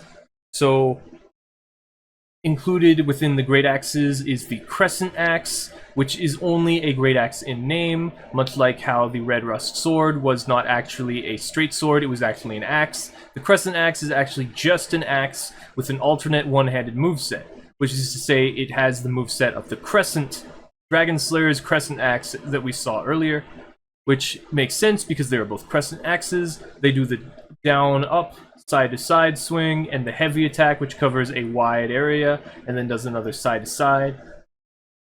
But when it's two-handed, it works similarly to all the other axes, where it does side-to-side, and does overhead chop, and then side-to-side. But it also has a halberd two-handed running attack. Unlike all the other weapons, it has the halberd two-handed running attack, which is 3 spinning slashes of the running forward move. It is quite effective because of that. It also has innate magic damage, just to say. The Lion Greataxe has high strength and dexterity scaling, to say it's a quality weapon of the majorly strength scaling Greataxes, but it is somewhat shorter. It works identical to Greataxes, that when one-handed, it does side-to-side swings, big chops, but at decently slower rates. Then there is the Girm Greataxe, which also does side-to-side swings. The only Greataxes that really do chops are the basic Greataxe and the much larger ones, which all have very similar and very bland movesets, I would say. But the Girm Greataxe has a faster backstab startup animation. It's really the only thing that's good about it. The problem is, in order to use it, it requires 50 strength. You can meet that very easily by two-handing it, but its two-handed moveset is not as good as its one-handed moveset, so it's more useful to have it one-handed. And moving on, because Greataxes are pretty bland, we have hammers. Hammers are mainly strength scaling. They are lightweight, which is to say between 4 and 2 units, maybe 6 units occasionally. They're best two-handed for the running attack and strength boost. So, I don't know, I'd say the two-handed running attack is better than the one-handed running attack, which is why I said that. The strength boost is definitely good because they are mainly strength scaling, so two-handing them will increase your strength bonus. They are a popular PvE weapon due to their strike damage and low requirements, typically slower with some outliers. Some of them are actually faster, they have different movesets. There's always different movesets in every sort of weapon type. And the reason that strike damage is so powerful in PvE is purely because a lot of enemies are knights using shields, and they're covered in armor, and armor is always weaker to strike damage. However, thrust damage is also quite useful, so you'll also see people using rapiers pretty often. The Handmaid's Ladle increases endurance, vitality, and adaptability while lowering dexterity, and has a unique one-handed moveset with no scaling. So the Handmaid's Ladle, it's really supposed to be a joke weapon, but it also raises these stats, and it lowers your dexterity. A lot of people use it mundane, and just sort of beat people up with it. It's a decently fast weapon. It's not bad in any retrospect, because all weapons are pretty good in Dark Souls 2, but this is particularly embarrassing to be defeated with, especially when your opponent is naked and just using a ladle. But it really shows just that when you're better than someone in Dark Souls 2, it's very obvious. So it has a unique one-handed moveset, but it has no scaling. That's really it. It's essentially just a hammer that is supposed to be sort of a joke weapon. The Mace of the Insolent can also be used to cast miracles, works best as a dark casting tool. However, because it can only cast miracles, it can only cast hexes that require a chime to cast them. So it can cast something like Scraps of Life, Climax, I believe Resonant Weapon. However, if you wanted to buff it the same way you do with the Blue Flame, if you wanted to buff it, you need to have a Chime if you want to cast Resonant Soul, or you need to have a Staff if you want to cast Dark Weapon. And in doing so, it'd be a pretty useful weapon for a Hex build. I wouldn't say it's the best one, because it really only has the Mace moveset, and the Mace moveset's not all that great one-handed, it's not all that great two-handed, it's not all that great in general. But moving on, we have the Aldia Hammer and the Barbed Club, which have high strength and dexterity scaling. There are a couple of hammers that have a better moveset. I didn't write them here because it's still not all that great. They still have the problem with the one-handed running attack, and the two-handed moveset's still not all that great, but specifically, I believe the blacksmiths, the craftsman's hammers, and the clubs, the Barbed Club, and the Mace of the Insolent is not that one. It's the Transgressors something? No. There's a hammer. It has like junk on it, and it's essentially a mace, but it also has like stuff growing all over it. Whichever one that is that you can buy from Chancellor Welliger is the one that I'm thinking of. It has the side-to-side swings, much like the other weapons I just mentioned. It's still not amazing, but the fact is it has light attacks that are similar to straight sword light attacks, and those are actually quite nice. So, moving on from hammers, because they're pretty... we have great hammers. Great hammers are majorly strength scaling. They're particularly heavyweight, which is to say they can get up to like 28 units if you're looking for that. They're better one-handed for less stamina consumption and faster recovery, which is weird because normally it's the two-handed has faster recovery, but because great hammers have higher strength requirements, it's actually faster if you use them one-handed, but having them two-handed, typically the follow-up attack causes a knockdown smash after a sweep sort of move, and it does combo into this. It's just it has much longer recovery when it's two-handed, and I do not recommend using Great Hammers two-handed unless you are confident that you'll actually be able to land these attacks that are much slower, and you really should be able to use the whole moveset, but they are definitely better one-handed, especially for their one-handed rolling attack, which is a sudden uppercut from the ground. It's very effective. They can also do this with their heavy attack one-handed. It's just very... They're much better one-handed. But this is only if you're actually trying to hit people with them. If you're using them in PvE, it's definitely stronger two-handed, so if you want to hit something really hard, you should two-hand the Great Hammer, just like I see a lot of people do. The Archdrake Mace is actually a halberd. You can see them walking around with these. They do running thrust attacks. They resemble greatly the Elden Ring PvP players who just constantly do running attacks. So because it's actually a halberd, it does the spinning running attack. It has wide sweeping running one-handed attacks, and its light attacks really aren't all that great. It's really only good for the running attacks, and the rolling attack, one-handed, not as good as the two-handed, I believe. And I don't even know if it does strike damage. It's really not all that impressive of a weapon, but it's actually a halberd. Drakekeeper's Warpick is also actually a halberd, but this one is more likely to actually do strike damage or thrust damage because it's a Warpick. I'm not sure, I would have to check, but it's very hard to get this weapon because it only drops once from the enemy that uses it. You can also get it from the NPC that uses the weapon as well. The Dragon Tooth raises magic and fire resistances, much how it does in Dark Souls 1, 2, and 3, so if you wanted to have higher magic and fire resistance, you could have two of these, which the game does actually give you opportunity to have two of them.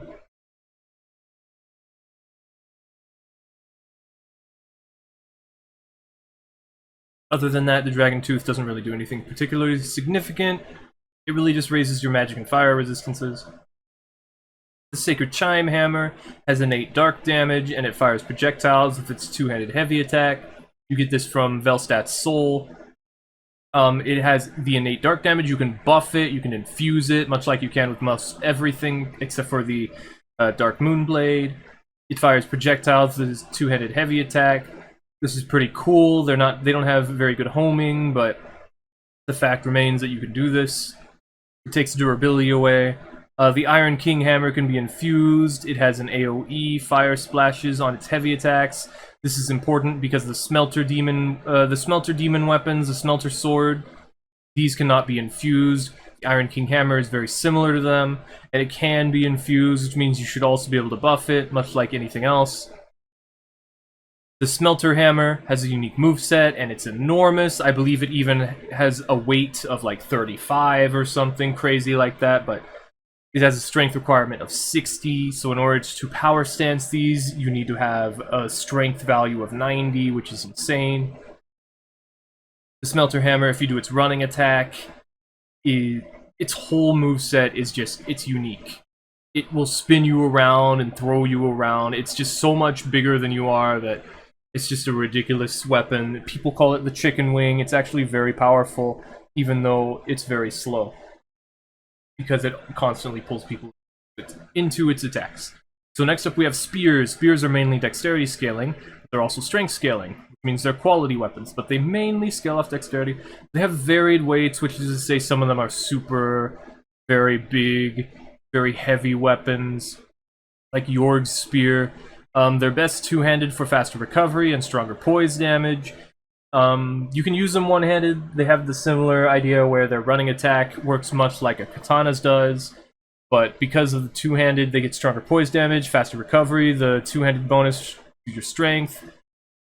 They're often used for their extreme length, but they must maintain distance for optimal damage. That is to say that they have the sweet spot mechanic going on.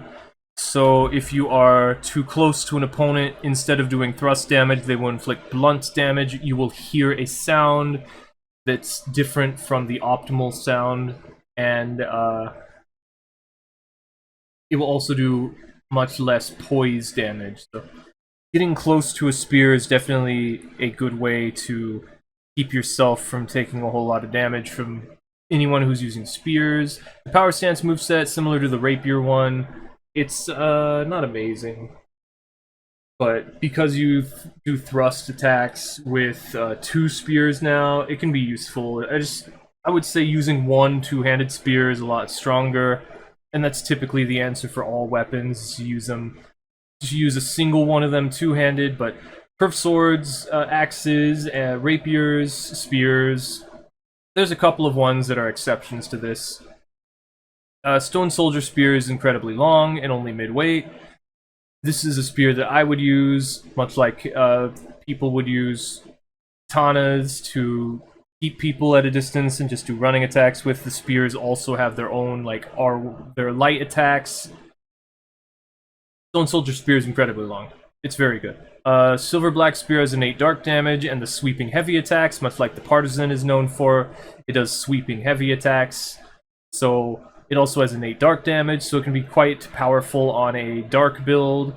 Then there is Pate's Spear, which has lance moves and spear moves. You can actually use the heavy attack when one-handed to charge at an enemy and hit them multiple times. It can be quite surprising, especially with its running attack. I don't remember whether it's running two-handed or running one-handed attack is the one that has the lance move set, but the fact remains that it has lance moves, and this makes it very interesting as a weapon. The Channeler's Trident has a two-handed heavy attack that buffs yourself and allies. I don't remember if... Yeah, instead of the Channeler's Trident, we had the Lothric War Banner in Dark Souls 3, so the Channeler's Trident in Dark Souls 2 has the ability to buff yourself and allies. It also has innate magic damage. I think it has innate magic damage, but it typically has innate magic damage, and just so it's like a little bit harder for you to use it. It also hits multiple times with some attacks. Let's check right now. I haven't been checking any of these weapons. So it doesn't have any magic requirements, so that's usually free to say that we do not require any sort of magic damage for this, any sort of magic scaling, or it doesn't have magic damage. So the Channeler's Trident, unlike its Dark Souls 1 version, does not require magic scaling or magic damage or any magic requirements. It buffs yourself and allies. It can be quite useful to have. And it also, because it hits multiple times with its one-handed heavy attack and its one-handed rolling attack, it can be pretty strong when used with poison or bleed. Much like Rickard's Rapier, but now it's on a spear moveset, so it reaches a lot farther. The Spitfire Spear is unique in that it fires a projectile with heavy attacks even while power stanced. Normally, much like the Dragon Slayer Spear, weapons do not do things while they're power stanced if they had like a unique thing, especially a projectile. But the Spitfire Spear actually does fire an addition. It's a projectile with its power stance heavy attack. So you can use two of these, fire 2 fireballs with its power stance attack. The Dragon Slayer Spear is incredibly long. It has faith scaling. It doesn't have faith requirement, much like it normally does. And it fires a lightning projectile. Okay, so in this one it actually does have faith requirement and higher dexterity scaling, or dexterity requirement, than it normally does in all the other games. Dragon Slayer's spear is incredibly long. It fires projectile with heavy attacks. It has faith requirement. It has higher dexterity scaling. And it's very popular to use alongside the Force Miracle if you have fast enough cast speed, because you can true combo into a spear. This one scales with faith, so it's a natural choice. I don't believe you can buff it, but I may be wrong about that. Dragon Slayer Sword Spear is kind of weird. It's very similar to the Moonlight Greatsword, in my opinion. Somehow? I'm not sure. I'm not sure. I don't remember if it can be buffed, and I don't remember if it can be infused. But it's typically a very strange weapon. This is the only time they add faith requirement to it. So the Gargoyle Bident has only strength scaling. So of spears, this is actually a strength scaling spear. So if you want a spear for strength, this would be the Gargoyle Bident. You would use it for spear. It's not incredibly long, but it is still a spear that is particularly long. It just doesn't have a particularly interesting moveset. Then we have Yorg's Spear, which has several different movesets put together, but it's mainly the Lance moveset. It also raises status resistances, but lowers elemental defense. Yorg's Spear is so weird. It actually includes the one-handed running attack from the, what is it? The spoon. The mace that we were talking about, that's really weird. The Handmaiden's Ladle. It has the one-handed running attack of the Handmaiden's Ladle. Normally, it just doesn't... Like, that's not something you would have expected. Yorg's Spear is just so weird. It has... Like, you do a lance, two-handed light attack into a... I believe the heavy iron Twinblade, the red iron Twinblade. Its second heavy attack, which does like a flurry of slashes. It's not like a typical Twinblade moveset. It does the specifically heavy iron Twinblade moveset. It's very weird. And it has like... I don't think it has the Santier Spears, like curved sword sort of moveset, but it's just... Yorg's Spear is so weird. It also raises your status resistances, but lowers your elemental defense. So like, it'll increase your poison defense, your bleed resist defense, but it'll lower your magic defense, your lightning defense, your dark defense, stuff like that. So I don't know if you really want to use Yorg's Spear. It also has really high requirements, much like the Fume Ultra Greatsword does, and I don't know. I've never seen anyone use Yorg's Spear. I've always thought about wanting to use it, and I even made like a theoretical build for it, but it's such a strange weapon. Then we have the Pilgrim's Spontoon, which can be used to cast sorceries, but it works best with Dark due to the faith requirement. So if we slap the Pilgrim's Spontoon in over here, it actually has 30 intelligence and 30 faith requirement, which is insane. So because of that, it's primarily useful for casting dark sorceries, because you cannot use it to cast dark miracles, which is not exactly what they are. They are hexes, all of them. But anyway, the Pilgrim's Spontoon is better at casting dark, because it has 30 faith requirement, which is insane. But because it's a spear, I believe, I don't know exactly why, it actually adds its counter hit damage to its sorceries cast by it. Things cast by it. So next up we have Halberds. Halberds are quality weapons. They have strength and or dexterity scaling. They are medium to heavyweight, which is to say they could be 6 units, they could be 12 units. Very wide area. They are best two-handed for the faster recovery, but they have wide one-handed running attacks, which is their big reach out and then sweep an entire area attack. They're very good in the offhand because of that, as they always are. Sometimes they are used for their running attacks, but they can be difficult to wield normally due to dealing less damage up close. If you try to use an overhead chop halberd, of which that is the majority of them, then it's very likely that someone will just run up to you and get bonked on the head by the stick, and you'll be like, wow, where's all my damage? This weapon kind of sucks. It's also very slow, very difficult to aim the direction of the attack. Personally, the ones that are notable that I like to use are the Santier's Spear, which is a very, very unique weapon. None of the other weapons in any of the other Souls games work like this, where it has a different moveset when it is broken. Nothing else does this in any of the other Souls games, and therefore it doesn't need to worry about durability, but it also has no scaling. So typically you should infuse Santier's Spear with Raw. You can also make it mundane or have any sort of elemental boost, but typically you should infuse it with Raw. And its broken moveset is usually considered the better of the two movesets, because if it's not broken, it is just a basic halberd, where it does not do... When it is broken, it is one-handed, it is a spear with a curved sword running attack. Two-handed, it is a twin blade with a halberd running attack. And it also has twin blade two-handed heavy attacks, and I don't remember exactly what the one-handed heavy attacks were. I don't believe they're all that amazing, but Santier's Spear is just very interesting. It's definitely much better if it is broken.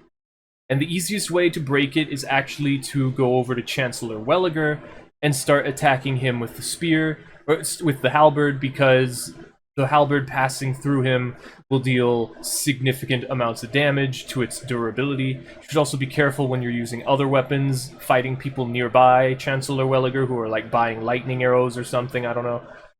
Because this will similarly happen with those weapons, and you will break them very quickly.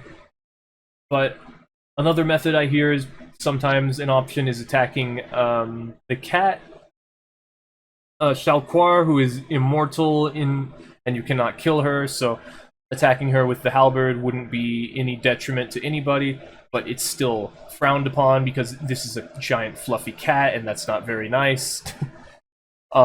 Moving on, Cyan's Halberd is unique for halberds because when it's one-handed or two-handed, it starts with a thrusting attack and then it goes into an overhead chop.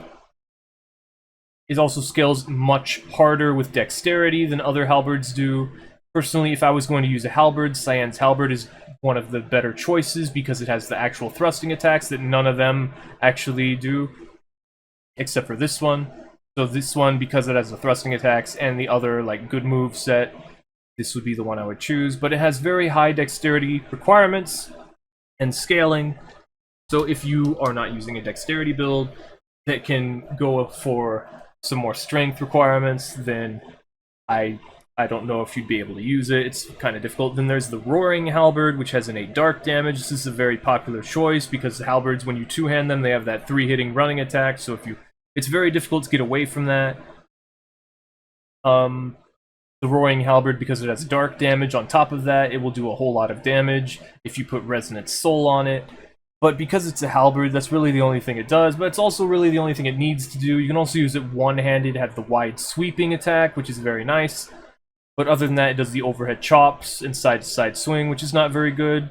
The Helix Halberd, however, has stronger heavy attacks at the ideal range, even when power stance, and has spear moves when power stance.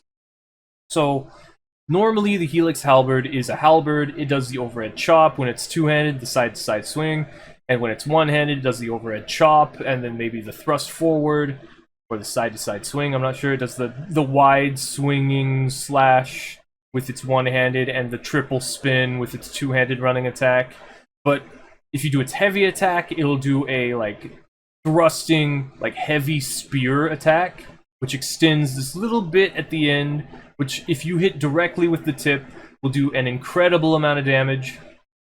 It's like a super sweet spot mechanic weapon. It even does this with when power stance, and it power stances with spears, not halberds.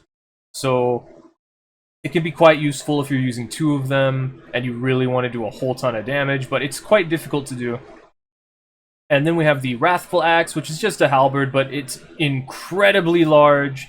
It causes a dark AoE. It does not have innate dark damage. It does not have dark...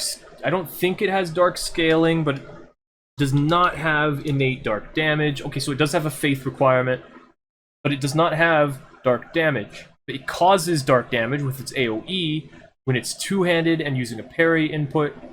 It does not have dark scaling. It does not have dark damage. It does have faith requirement. it's a basic halberd with this giant AoE, and it's a giant halberd. So it's notable to say for that. Sometimes I attempt to hit people who are above me in another like floor with the giant AoE that it causes, but it doesn't usually work. I'm still trying to see if that's an option. Moving on, we have Reapers. Reapers are mainly dexterity scaling. They are closer to medium weight, which is to say 6 units, 8 units. They're best to use the full moveset, that is the one-handed and the two-handed. The whole moveset is very nice to have. For a long time, I thought that the Great Scythe was unique, and that other Reapers were very different, but it turns out all of the Reapers are exactly the same, and so I only put things on here that are specifically interesting. So, they require great skill to use effectively because they're kind of slow, but they have very wide swings. They often bypass shields with greater ease. That is to say, you can hit people with the tip of the Reaper, and it will do a whole lot of damage. The Rapier is what I was going to say. And the jump attack can be parried, which is really weird. If you attack someone with the jump attack of a Reaper, it will, if you parry at the right time, at the right spot, because you have to parry the tip of it, you can actually parry the jumping attack of a Reaper. It's very weird. So the Bone Scythe uses strength scaling instead of dexterity. This thing is very strange. Instead of being a dexterity weapon, it's a strength weapon. That means it benefits being two-handed. It's pretty strong. I'm pretty sure it's pure physical. I was actually going to consider using it at some point. The Scythe of Want, however, cannot be infused. It has innate dark damage. I don't think you can buff it either, pretty sure. And it has a multi-hitting two-handed heavy attack, which is very fun. You like spin the scythe and pull the opponent towards you. It even has a follow-up to this. And I don't know if you can actually combo the follow-up attack off of this, but it's just a very interesting thing because it hits sort of to your left and it pulls opponents towards you. It's cool. And the Scythe of the Forlorn also has this two-handed heavy attack, but it scales with hollowing, much like the Forlorn Greatsword, the Greatsword of the Forlorn, but that's the problem. You can infuse it, you can buff it, but the problem is it scales with your hollowing, and it really doesn't do anything unless you are very hollow. And in order to become hollow, you have to... Something just like fell on my shoulder, like fur. I hope it wasn't a spider, I don't know. So the Scythe of the Forlorn scales with hollowing and has a multi-hitting two-handed heavy attack. You have to be very hollow in order for it to do any significant amount of damage. But it has innate dark damage, it has innate bleed buildup. It's a pretty interesting weapon. Next up we have Lances. Lances are new Dark Souls 2 invented Lances. They're mainly strength scaling. They're heavyweight, which is to say 8 units to like 15 units or something, 16 units. They're best used two-handed for the strength boost. You can use them one-handed, they're identical either way. Sometimes they're difficult to avoid getting hit by due to the sudden charging attacks that hit multiple times. The Haid Great Lance can only be obtained in New Game Plus by chance from a specific enemy. So if you wanted to use a lance that has innate lightning damage, the Haid Lances are quite difficult to get. Specifically, the Haid Great Lance is only a New Game Plus. I believe the same enemy that drops the Great Lance also drops the normal lance. From what I understand, the easiest way to get it is to already have the full set of armor, the Haid armor, and then it will not drop the lance. Or it will only drop the lance, I'm not exactly sure. Someone is probably lying about that, it's just... Back up your save file. Chariot Lance is the longest and inflicts bleed. So the Chariot Lance you can get from the Executioner's Chariot, which is in front of the Brotherhood of Blood Covenant in the Colosseum. And it gives you the Shield Crossbow and the Chariot Lance. Chariot Lance also inflicts bleed. Of course, you can buff and infuse all these. The Grand Lance is a quality weapon. It has equal strength to dexterity scaling. You can get it very early on in a chest in the tree, the Forest of the Fallen Giants, and it's a very powerful weapon, I would say. Lances are pretty basic. You pretty much just run forward with their running attack, and you hope that it lands, and it probably will if your opponent's not ready for it. Like, anytime your opponent does something wrong, you run at them with the lance.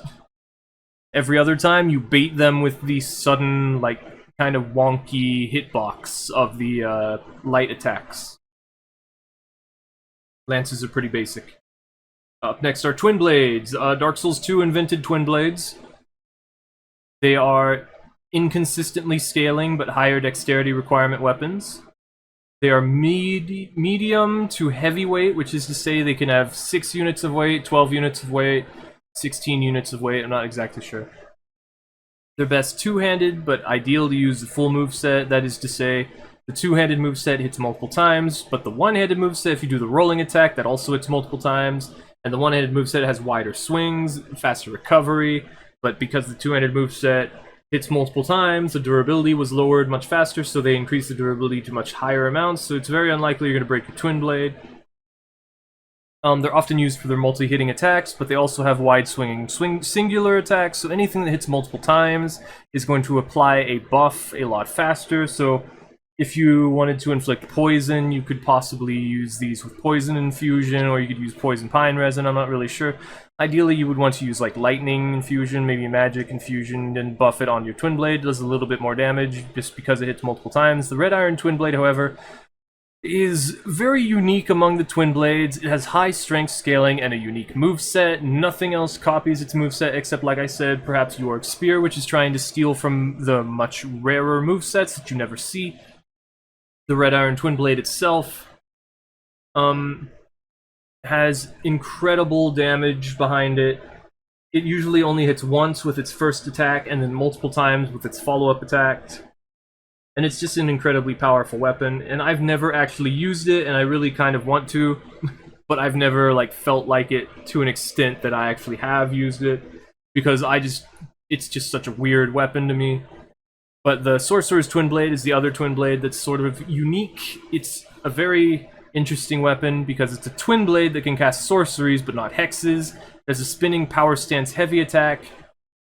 I believe this is just because of due to request from people who saw the shape of it and thought it would be really interesting if you could do a big spinning attack with it. I'm not really sure why this happened, but it used to require much higher strength and dexterity and intelligence and faith requirements. It used to be a lot heavier. It's still very hard to build around. I still don't think the Sorcerer's Twin Blade is all that strong, but the fact remains that it's a Twin Blade that can cast sorceries. So it's ideal to use it two-handed. You can buff it. It's much like other spellcasting weapons. It gets stronger when you buff it when it's casting magic, but because they're using the heavy attack to cast magic, it takes more stamina, not that that really matters. It's versatile, it's an interesting weapon. All the other Twin Blades work exactly the same way. But I would recommend the Stone Twin Blade or the Curved Twin Blade, but the Curved Twin Blade is a lot harder to get. Moving on, we have Whips. Whips have combos. They started their journey into actually being legitimate weapons in Dark Souls 2. They are definitely a lot stronger than they were in Dark Souls 1, and they are a lot stronger than they are in Dark Souls 3, so I don't know if they're all that much better than they are in Elden Ring, though, because they don't really do nearly as much damage as... I mean, there is the poisoned Spotted Whip. That thing will instantly poison people, like, in 2 hits, so that one's very strong, but talking about them, it is majorly dexterity scaling. They are lightweight, which is to say 4 units to 2 units or so. They are best power stance, so that you can get the full, like, alternating swings, but you can still do just fine with one-handed or two-handed moveset. They cannot be parried because they're whips. They can actually be used for critical attacks, which is cool. You can't do that in Dark Souls 3 or Dark Souls 1. Or Elden Ring.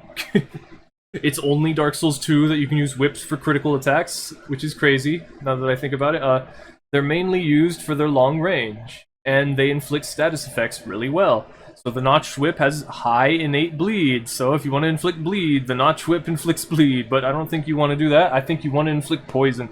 But the Bloodied Whip, which does not have innate bleed, I believe, has some strength scaling and does higher poise damage. This is because of the metal tip that it has, apparently. And it has higher strength scaling. So this is the Strength Whip, because Dark Souls 2 likes to be weird. And it likes to include the RPG idea where it's like, I'm a barbarian, but I want to use a whip, so I'm gonna do that. And this is what allows you to do that. So Dark Souls 2 just likes you to do weird things. So if you want to do something weird, you should play Dark Souls 2. So Spotted Whip has high innate poison, and this thing is very strong because of how quickly it can inflict poison, and poison is very strong.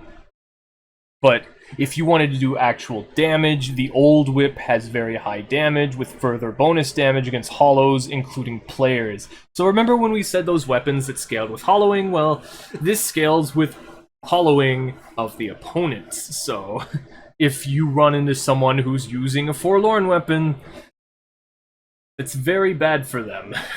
The Old Whip already does high damage. So if someone's having a hard time, well, you're about to make it a lot harder by hitting them with the Old Whip.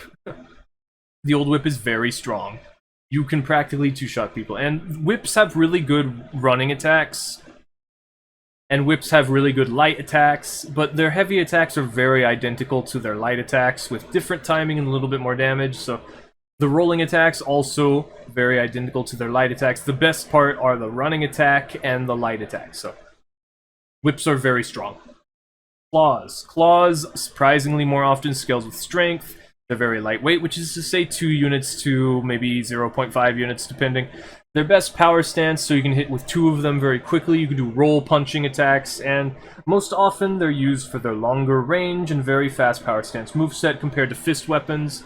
Did I skip fist weapons? I did not. Okay. Have to check. They are effective at inflicting bleed. Now, Dark Souls 1 also had claws, but they were paired in the fist category. Claws in Dark Souls 2 actually have their own category, and there are actually a couple of them that are interesting. The malformed claws do not inflict bleed, which I really thought they would, but all other claws inflict bleed, but they have stronger counter hits, is what I found out, so these are actually pretty good at inflicting real damage. And I used one in a video because the character I was had a messed up hand, so I used the Malformed Claw to represent that, even though it's not exactly what they have. On top of that, we have the Mannequin Claws, which scale with strength and dexterity, which say they're a quality weapon, and they also inflict bleed. They look cooler, I would say, and they're very similar to the ones in Dark Souls 3, which the name forgets me, that have quick step on them. I do not remember exactly. I think they actually were just called the Mannequin Claws. It's very weird that the Mannequin Claws are in Dark Souls 3 without much else to talk about them. Maybe that's why they included that area in the DLC, because they had the Mannequin Claws already. Well, the Work Hook raises dexterity while lowering agility. It's a very, pirate-looking weapon. If you wanted to look like a pirate, you could have the Melu's Scimitar and the Work Hook. You'd be very piratey. I don't think you can get a peg leg. They added that in Elden Ring, but they put it on your arm because it's a weapon. But the Work Hook raises your dexterity a significant amount, too. I'm pretty sure it's like 5 or 6, and it lowers your agility like, I don't know, 2. It's not a whole lot. It says lowers your agility, but I don't think it actually lowers your agility. I think it lowers your adaptability. Let's figure that out right now. So adaptability did not go down. Agility is 82.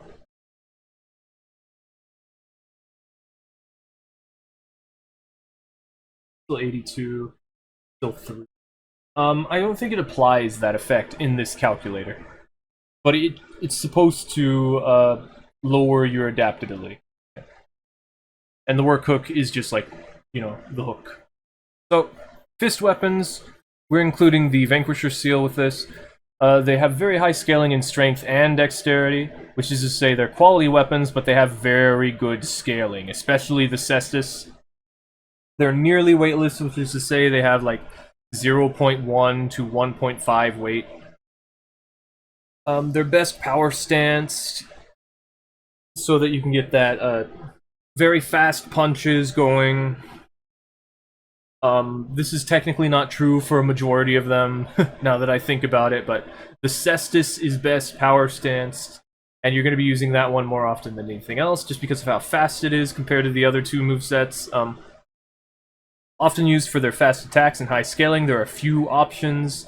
As it says, the Vanquisher's Seal with your bare hands have high damage, but slower power stance and are more effective two-handed because of that.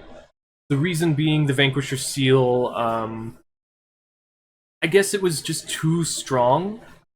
I don't really think it was, but it increases the damage of your bare hands. I guess the idea was the fact that you didn't have to use weapons. You could just put this ring on and suddenly your hands just destroyed everything. But the problem is, it's very hard to get this, and they don't normally do this. I'm not sure why they would nerf this. So they made the power stance moveset a lot slower. So instead of using the power stance, use it two-handed, and it'll work out a bit more effectively. I guess they didn't want you to just have this effect, because, you know, now that I think about it, your bare hands, they don't require you to level anything. It's just, you put this ring on and suddenly you're very strong, so I guess that's why they nerfed it.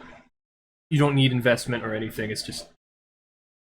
yeah. Other than that, the Bone Fist has a unique moveset with high counter hit damage and fires a projectile with the power stance heavy attack, so in order to power stance this, it has very, very high requirements of, I believe, 30 and 40... okay, so it's 15 and 30.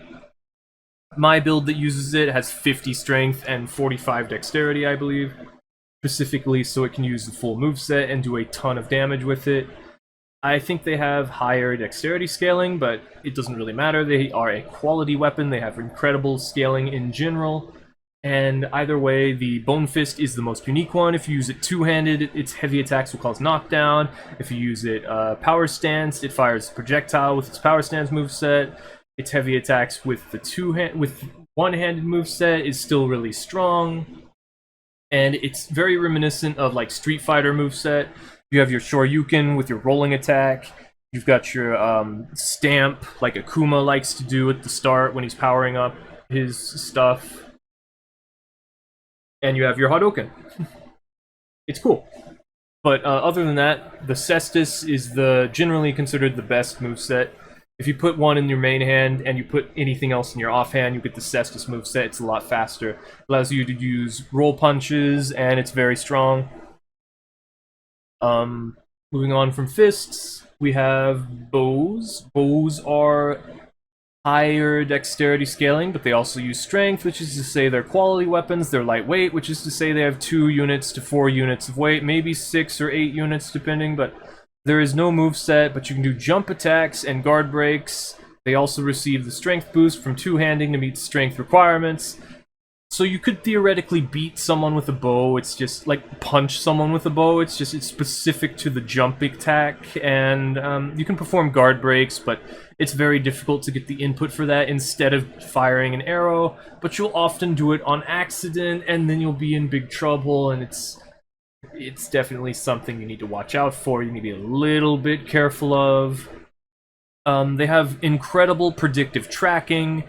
Unlike how they do in any of the other games, it fires where someone will be based on their movement, making them extremely effective as finishers because it's very hard to dodge them. Because bows are very fast, if they add on tracking, now it's very hard to avoid them. You basically have to roll through them when you see your opponent fire, and even then the bow isn't like super fast, so if they're far enough away, they might roll into you, and then you'll get hit anyway. Anyway, the Bellkeeper bow is practically weightless at, I believe, 0.5 units, or 1 unit, I'm not sure. I forget if it was 0.5 or 1, but it fires much slower than the other ones. It also has very low requirements, which is probably why it's like they don't just want to have you with a bow for free without some sort of downside. So the sea bow, which you get from the enemies in the... I forget what it's called, the pirate area.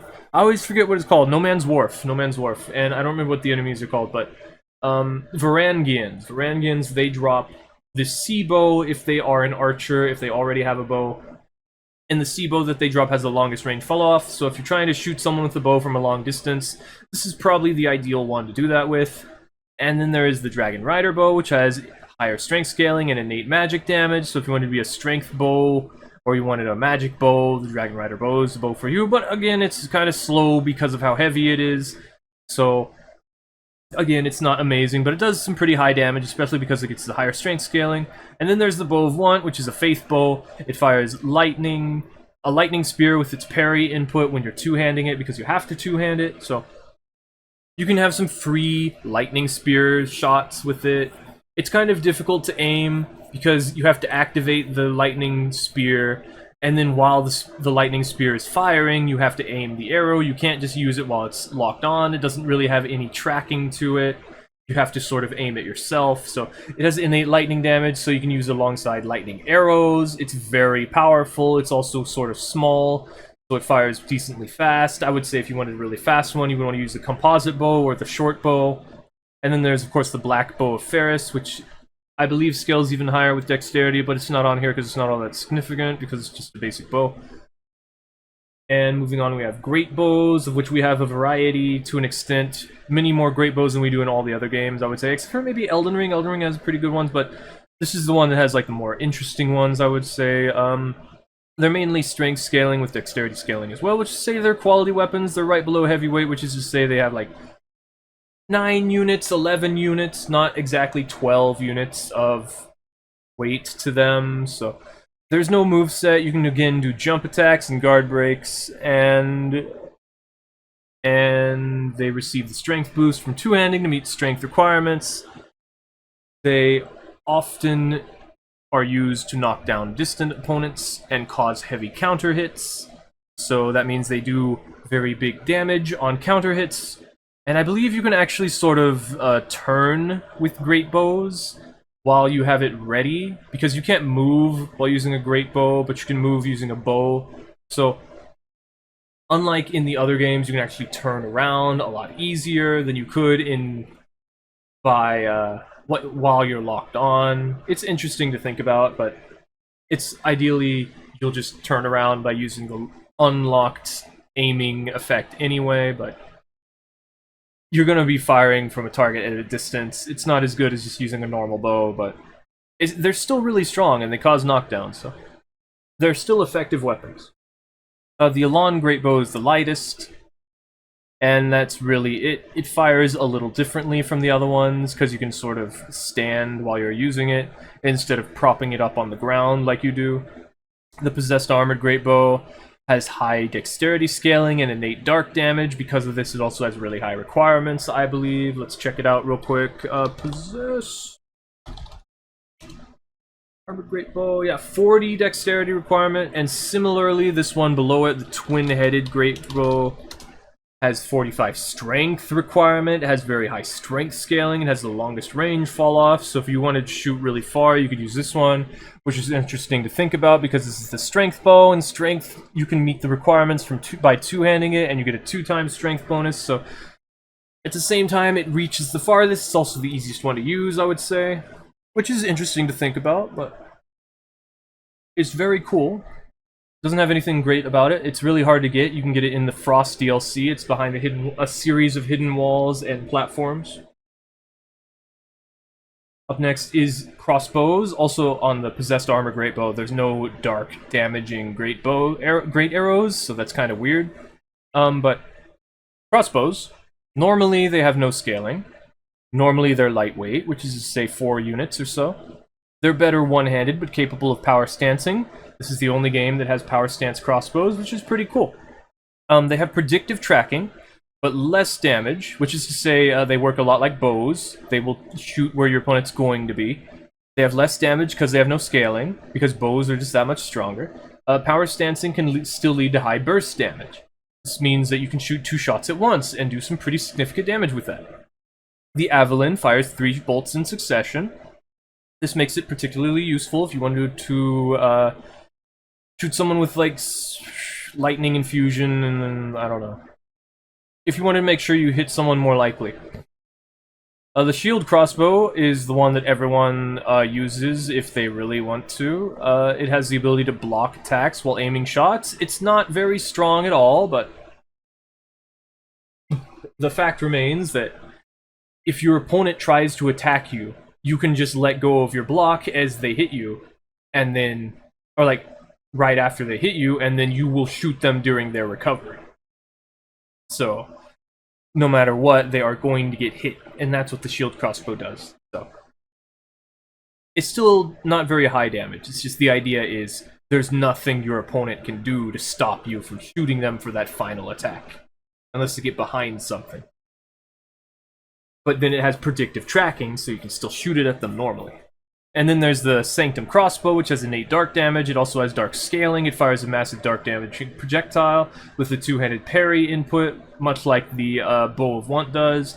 The Sanctum crossbow, therefore, is really good for dark damage on a dark build using very powerful dark stuff. You can infuse it with darkness. It increases the power of the dark projectile, but nothing else will. That is to say, none of the other infusions will increase the damage of the dark projectile. So if you wanted to use it for anything else, well, why are you using the Sanctum crossbow to start with? I think it even has faith requirement and intelligence requirement. Yeah, it has faith and intelligence requirement, the Sanctum crossbow. So if you're not using it for its dark projectile that's free, then why are you using it at all? Anyway, it's very powerful. If you get hit by this thing, it's gonna hurt. And the Sanctum repeating crossbow is similar.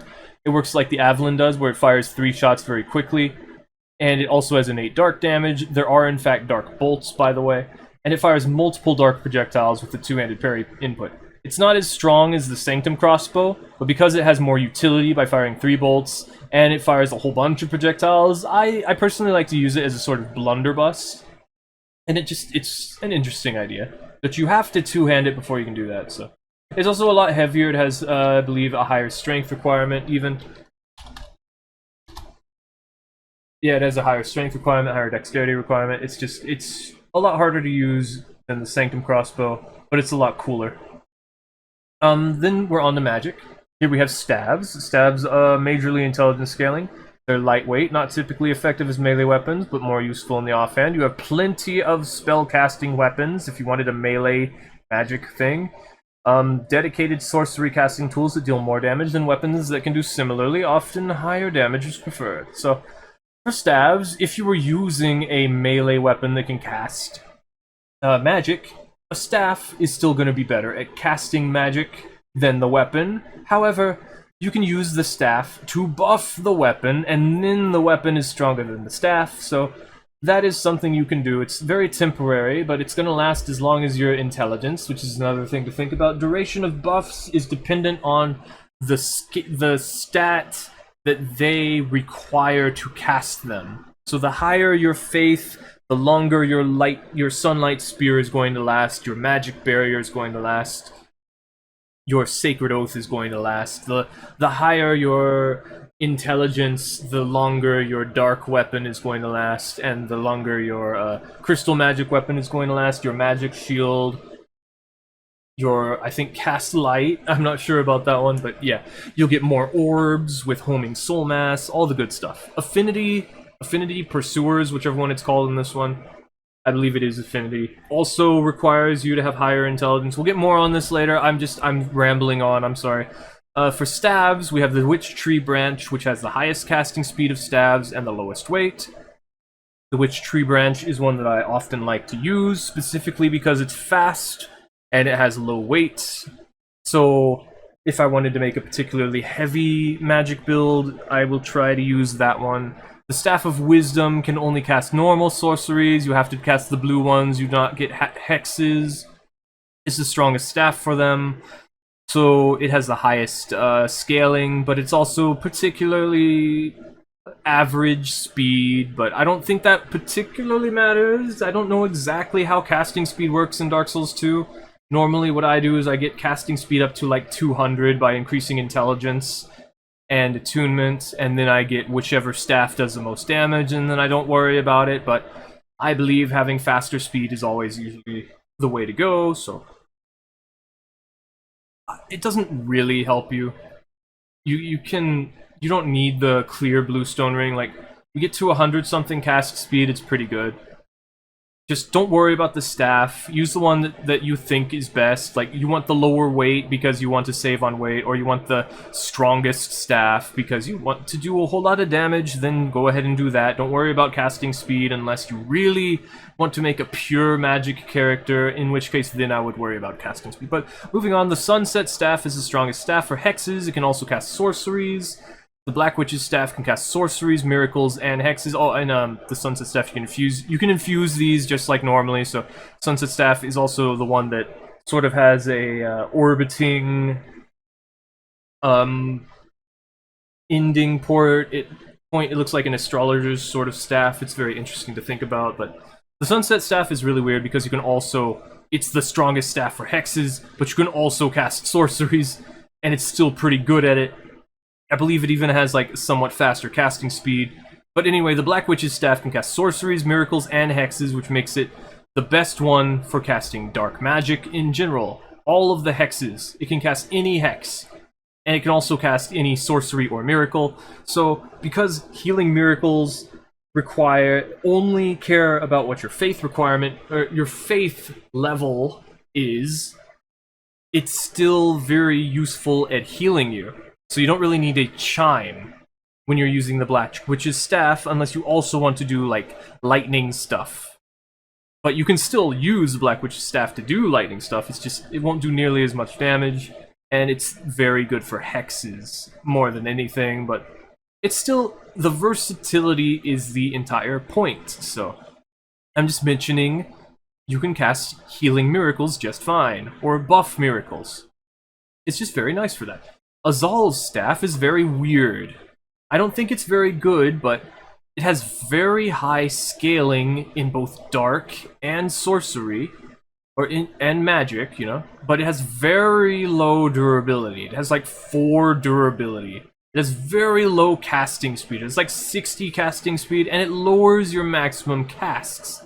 So even if this actually was the most powerful staff in the game, you'd only be able to use it for like 5 casts, or maybe 6 casts, even if you had on the thing that prevents your stuff from breaking as easily, the Ashen something ring, I forget what it's called. Then there's the Retainer's Staff, which has no scaling and is best at low intelligence levels. You can get this from going through the ice area. In the first area, it's behind a whole bunch of ice that gets unfrozen after you defeat Ava and talk to Alsana and all that. The Retainer's Staff works very similarly to the Ulasil Ivory Staff, or Catalyst as they were called, in Dark Souls 1, where if you have very low intelligence, it doesn't matter, it doesn't really use that, it just has a set amount of scaling, so it's not amazing because it's not fast like the Witch Tree Branch, and personally I would prefer the lighter weight, but the fact remains, if you wanted to use it at lower levels, this has better scaling. But there's no reason not to upgrade anything because there's no weapon level matchmaking, so I don't think it's going to be as useful as it could be if there was. So it's also very hard to get. You have to go to a very late game area, so I don't think it will ever be useful. And there's also the Staff of Amana, which scales with your humanity by being human. So if you're hollow, it does less damage. It's really just a downside. It's even not all that strong compared to other ones, even though it has very high intelligence and dark scaling. It has like an S. It's still not very good. It's just the base is very low. And anyway, moving on to Chimes. We don't have talismans in this one. Instead, we have Chimes, which is why we have both in Dark Souls 3, but Chimes are majorly faith scaling. They're practically weightless at 0.5 units. They're not typically used as weapons and best used in the offhand. They use miracles to provide buffs, heals, and they use hexes to inflict devastating dark damage at the cost of souls, normally. The Clerk's Sacred Chime is the commonly used one for low investment healing and aura buffs. This gets changed with the Priest Chime in Dark Souls 3, which does the same thing. But Dragon Chime is the most powerful for lightning with the highest cast speed and the ability to still cast hexes, so you could theoretically still use this for hexes, it's just this is not going to be as good at them. you would want to use this for throwing lightning spears at people and stuff, which is definitely something I did. I remember a long time ago I one-shot someone through their great magic barrier with a Soul Knight Spear. That was right before that lightning damage got nerfed. It was very cool. But, Katanas Chime can only cast Hexes, and it has the highest cast speed of all of them, I guess. That's what it says right here. I believe it's tied with the Dragon Chime. That's why they both say they have the highest cast speed. It has 145 cast speed, by the way. Katanas Chime can only cast Hexes. I don't know if it's the best one for Hexes, but I believe it's comparable to the other one, the Chime of Want right here. But the Disc Chime is a shield that is a chime, and it has surprising damage as a melee weapon. So if you really wanted to use it as a melee weapon, the Disc Chime and also the Black Witch's Staff, these both have some decent damage to them. The Black Witch's Staff has like 4-way split damage. Sorry, that was my thumb. The Disc Chime can be used as a really weird melee weapon in the main hand only, by the way, but you can use it to cast miracles. I don't recommend it because it's a bit slower, but it's still an option. It's still an option. The fact is, I don't recommend it. It's not a good idea. But the Chime of Want has high dark scaling and can still cast miracles, so much like Katanas Chime. It's good at casting dark stuff. However, I don't know whether Katanas Chime or the Chime of Want is better. I believe there's a specific spot, like a threshold, where one of them is better than the other, and the other one becomes better than the other after a while. But the fact is that the Chime of Want is not as fast as Katanas Chime, so even if the Chime of Want was stronger and can still cast miracles, so you can heal yourself, Katanas Chime is faster, and therefore that might be better. There's also the Chime of Screams, which I was thinking about for a while. It increases your faith depending on how low your faith is, but it also has a medium faith requirement of, I believe, 24.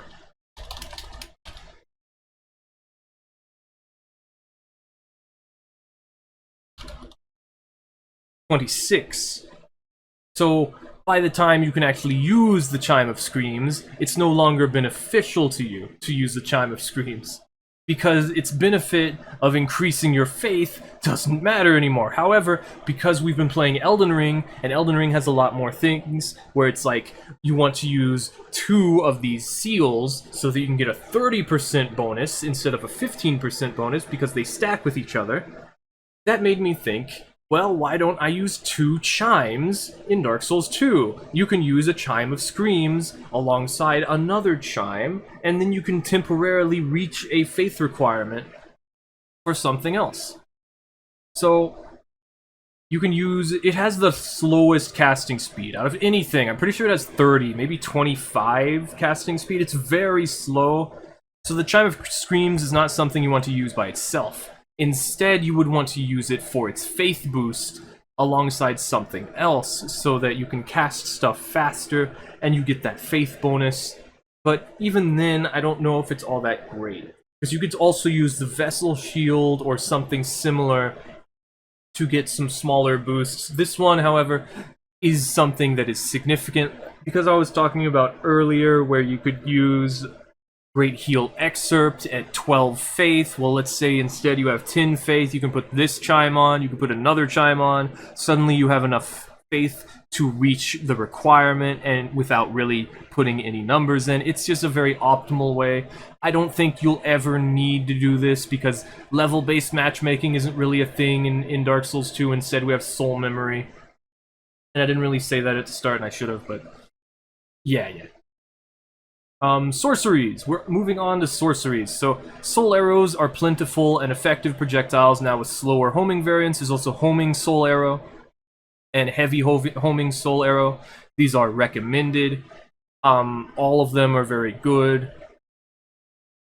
Ideally, you would want to actually hit someone. You need to mix up your casts. It has a full moveset, essentially, because of how you can use homing and heavy homing and soul arrow, great heavy soul arrow. It's nice to have. There's also homing soul mass, which allows you to combo it with other actions because you can delay it by facing away from opponents, but you get fewer orbs with lower intelligence. I believe once you can cast homing crystal soul mass, you have all of the orbs you need, but The problem is you can use spices to lower the intelligence requirements of stuff, so if you do that, you'll find that you'll have fewer orbs to deal with, but you don't really need 5 orbs. It's just you're missing out if you're not having all of them, so it's like, I don't get why you're doing that, but you do you, so...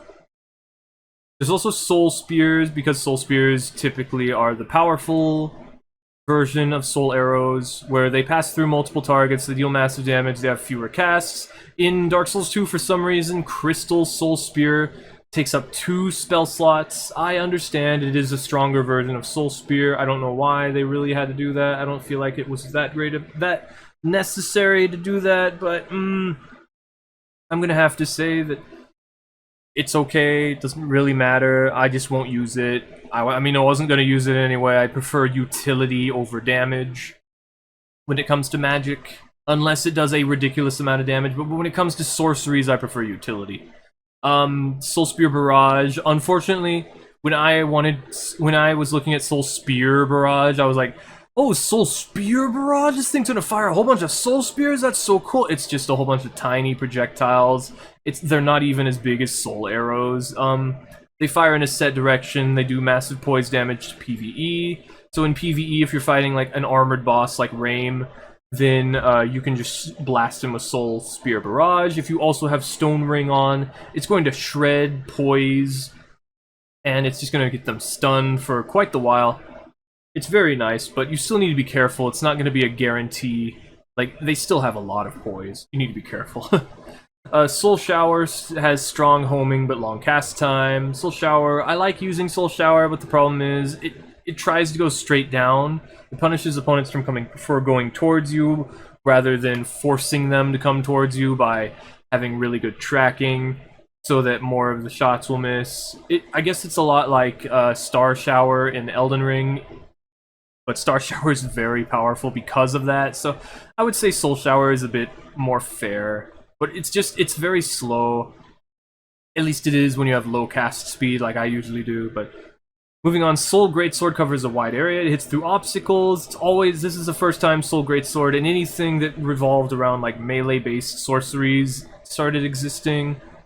This one specifically comes out even if you like get hit, as long as you initiate the cast, because Dark Souls 2 loves to do that. Even if you get hit, the attack still goes through. Soul Vortex is slow to cast, but it moves forwards as a large spinning AoE. It's not actually all that difficult to avoid, but the problem is, if you actually hit someone with it, they get stunned for quite a while. It's very scary, it's very slow, but if you just send it, like, spiraling down a staircase, people will be very afraid to approach you. So you can do stuff behind it for a little bit.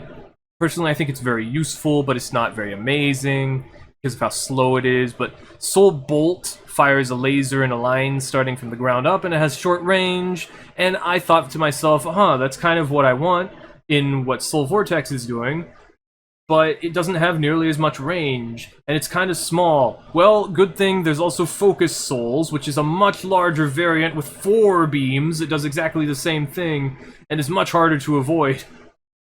So I was like, I'll just use Focus Souls, and Focus Souls worked out just fine. But the problem is, it still starts from the ground and goes up, so it doesn't have a whole lot of range to it, and it's really just a keep opponents away from you attack that does a fair amount of damage. And moving on, we have Soul Geyser, which actually does what Soul Spear Barrage was supposed to do, and it fires 4 Soul Spears.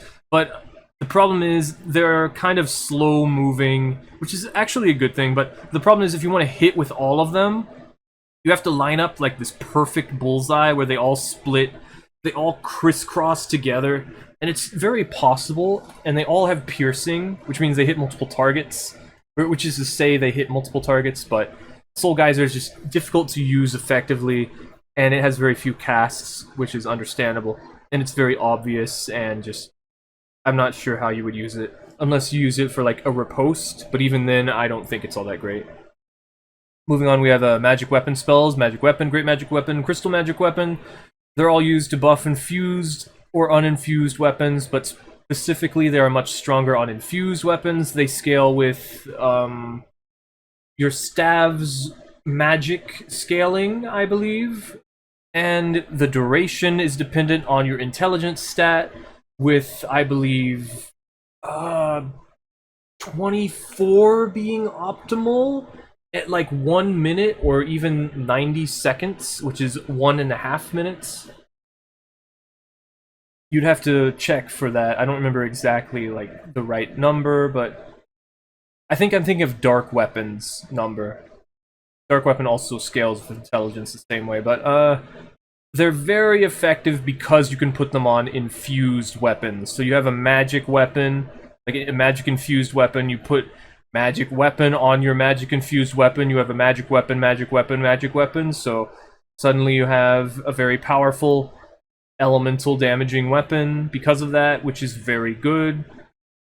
Very good for variety, and not so much for weapon uh, desire of using specific weapons. I don't know, because some of them are typically a little bit better than others.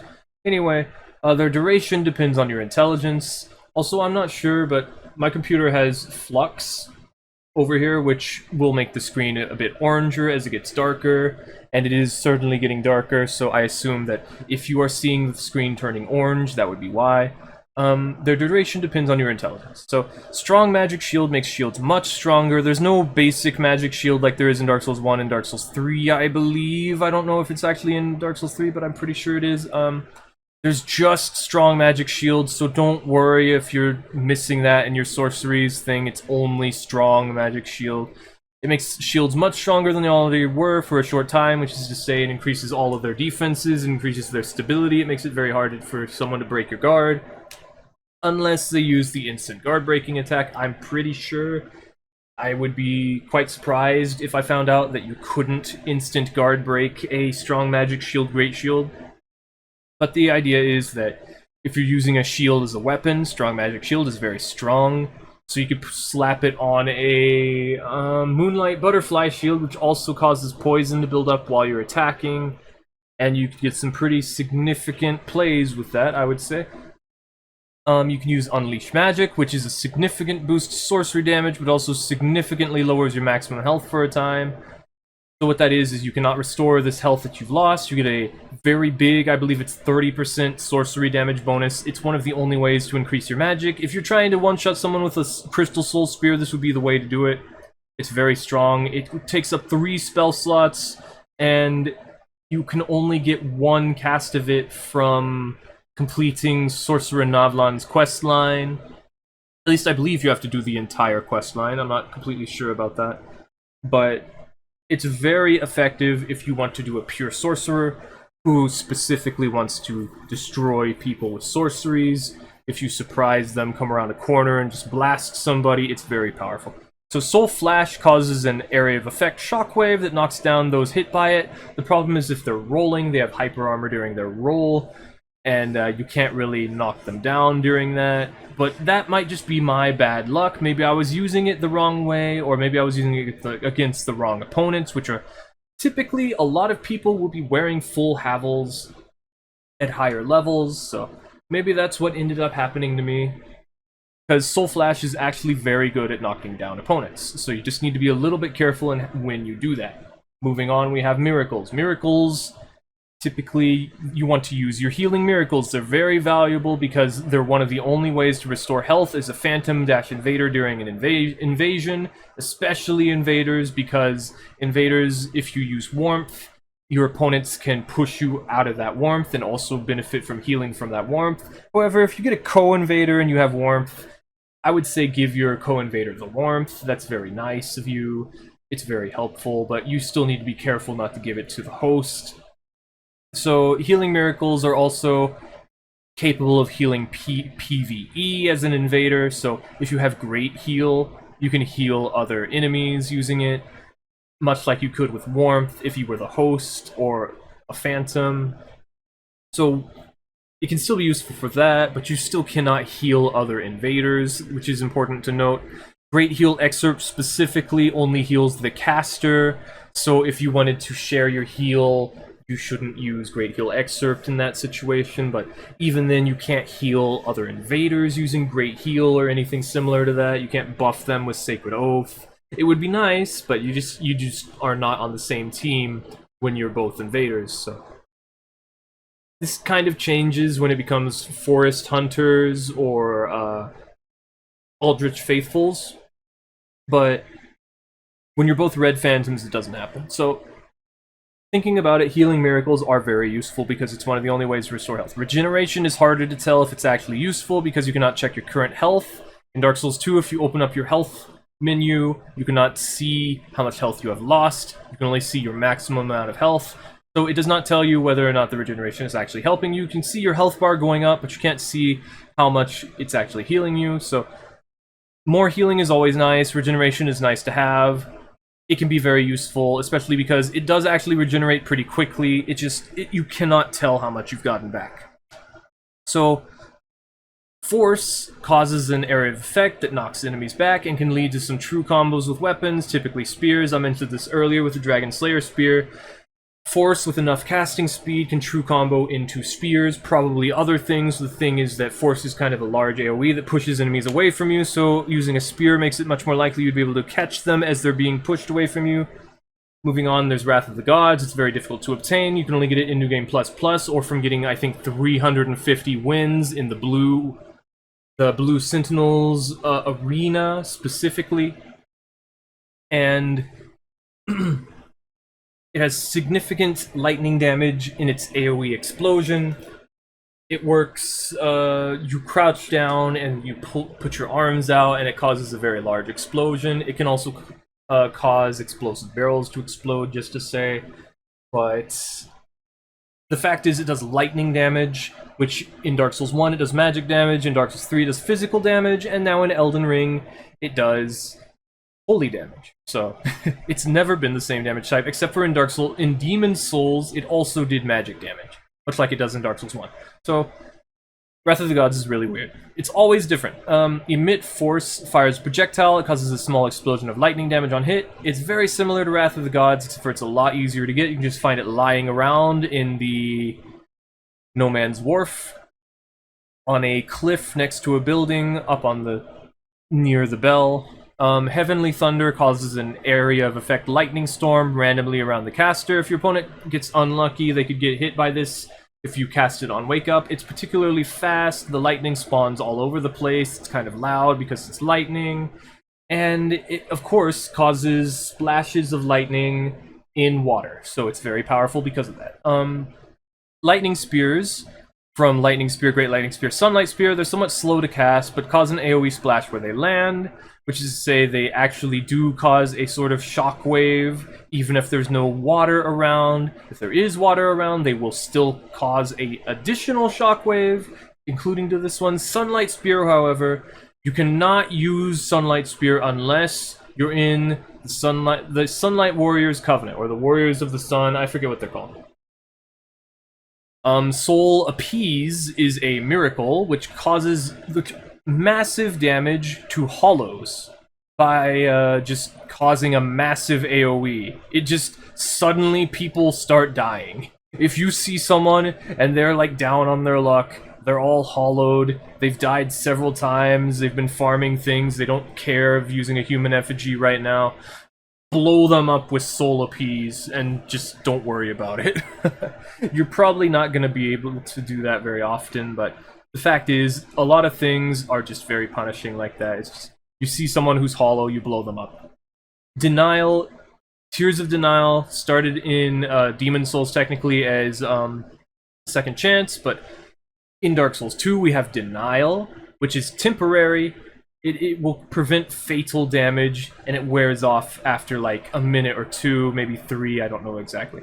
I've never used it because I know it wears off, and it takes up a lot of spell slots. I believe it's 3, it might be 4. Blinding Bolt fires lightning in a disco ball with 2 or 3 aiming directly at targeted enemies. It's best cast aiming downwards, so the orb appears right in front of you, so if anyone like bumps into it, they get blasted multiple times.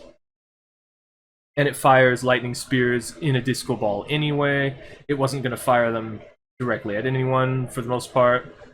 I tried using Blinding Bolt for a little bit, and it's just so unpredictable I can't really say it's all that great, but when it does hit things, it does do a significant amount of damage, and if you cast it in water, it's very difficult to deal with. And if you cast it aiming downwards, like I said, and you're very good at it, you have a greater chance of actually hitting people with it. So it has very high requirement. It's hard to get because you can only get it from a New Game Plus soul or using a bonfire aesthetic. So Magic Barrier buffs yourself and nearby allies with elemental resistance. It increases the resistance of all elements. This includes magics, lightning, fire, and dark damage, but Great Magic Barrier only buffs yourself. Both of them last a similar amount of time. The difference is Great Magic Barrier is twice as strong, I believe, so if you are an invader and you want to use Great Magic Barrier, that is a good idea. You, however, cast Magic Barrier much faster than you do cast Great Magic Barrier, because you actually have to sit down, stay down, sort of shake your staff for a second, and then let the clouds rain down on you for Great Magic Barrier. With Magic Barrier, it's exactly like how it works with Sacred Oath. You kneel down on one knee, and then you stand back up and raise your staff into the air, and suddenly everything around you, including yourself, is buffed with Magic Barrier. So personally, I like Magic Barrier a little bit more because it's faster and it has more cast to it, but Great Magic Barrier is just stronger, and both of them increase all of your elemental resistances. So moving on, we have Sacred Oath. Sacred Oath increases all of your defenses, including physical and elemental, I'm pretty sure, but it also increases your physical damage specifically for yourself and allies. It increases everyone's defenses, but it also increases specifically physical damage. If you wanted to use this for elemental damage, it does not work for elemental damage, so do not use this if you wanted to use it for lightning or something. Splintering Lightning Spear only hits once, but it's quite the spectacle. It's this very slow lightning spear throw that causes this giant sign in the sky, which then rains down lightning onto an area, but it's so slow, people are going to walk out of the way. You can sort of free aim it, and personally, I would just use it. I would put all of your spices, your Skeptic spices in this, so you can cast this at like level 10 or something, and then you can just throw it at people and have them be afraid of you. They're like, oh my god, it's a cheater, or something like that. It's very scary, but it's not very good. I think if you actually hit someone with it, it does a decent amount of damage, like if you hit them with like a basic lightning spear, but it's still not very good. It also doesn't cause multiple splashes in water, it's just one splash in water. It's not very strong. Sunlight Blade can be cast on infused weapons, and the duration is dependent on your faith. This means that Sunlight Blade is a very powerful buff to anything lightning infused, of which there are quite a few weapons that have innate lightning already. Ideally, you would want to put this on maybe a Dragon Slayer's Crescent Axe, or maybe a Hade Sword. A Hade Sword would be very nice. And it scales with your faith, so if you're trying to lower it, because normally it's supposed to be 30 faith requirement from Dark Souls 1, and in this one it has 36, you shouldn't do that because it lowers the duration, so don't be doing that. And moving on, we have Pyromancies. Also, it doesn't do it if you already meet the requirement. If you have enough and then you lower it for some reason, then it's not going to do anything. It's completely dependent on what level you have. But anyway, moving on, Pyromancies do not have requirements, so you don't have to worry about that.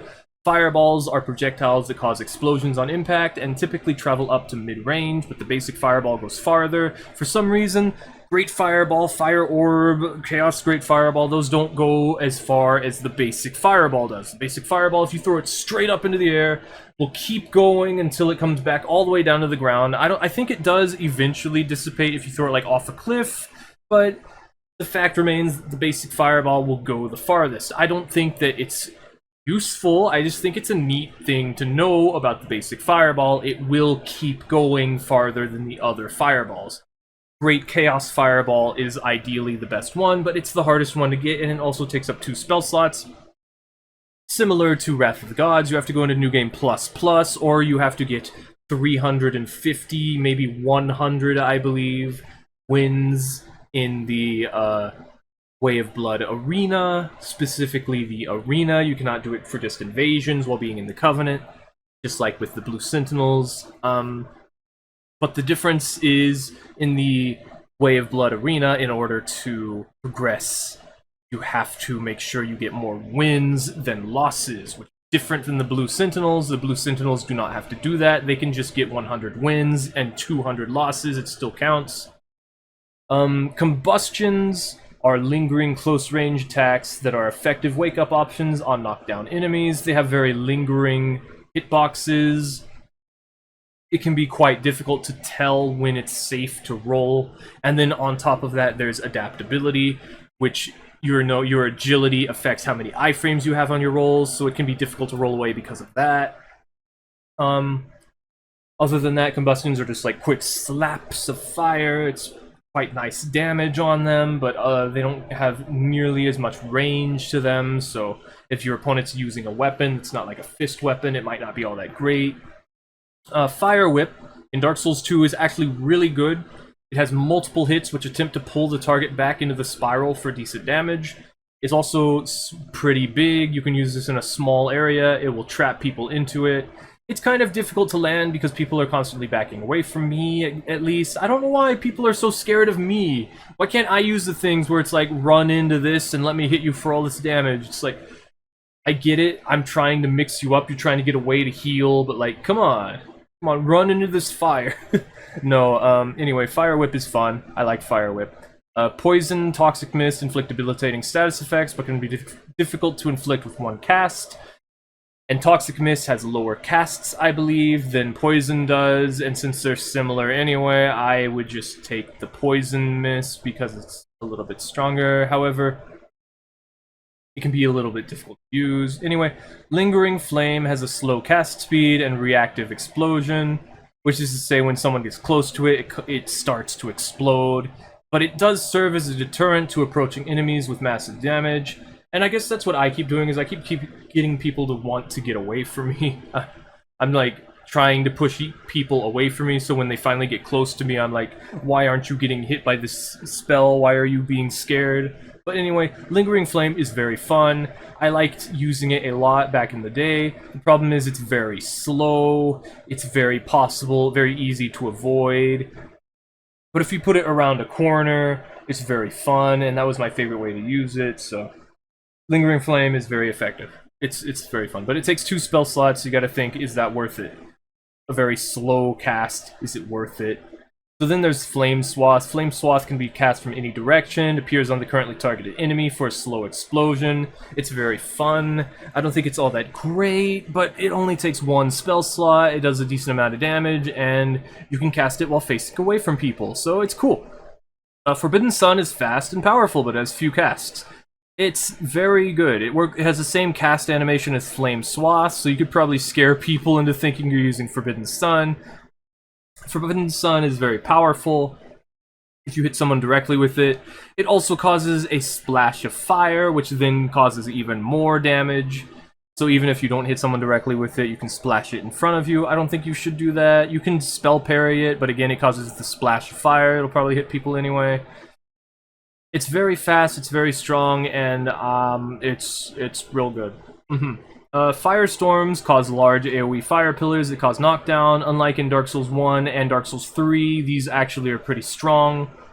Dark Souls 1, they're also pretty strong. The difference is, in Dark Souls 1, it tells you you have 20 casts, but that's just how many pillars you're allowed to make. You actually need more than that. Like, you can only get 1 cast of it with the ideal number of pillars. In Dark Souls 2, instead, it gives you 3 casts, and each of those casts creates the maximum number of pillars, so it's very strong because of that.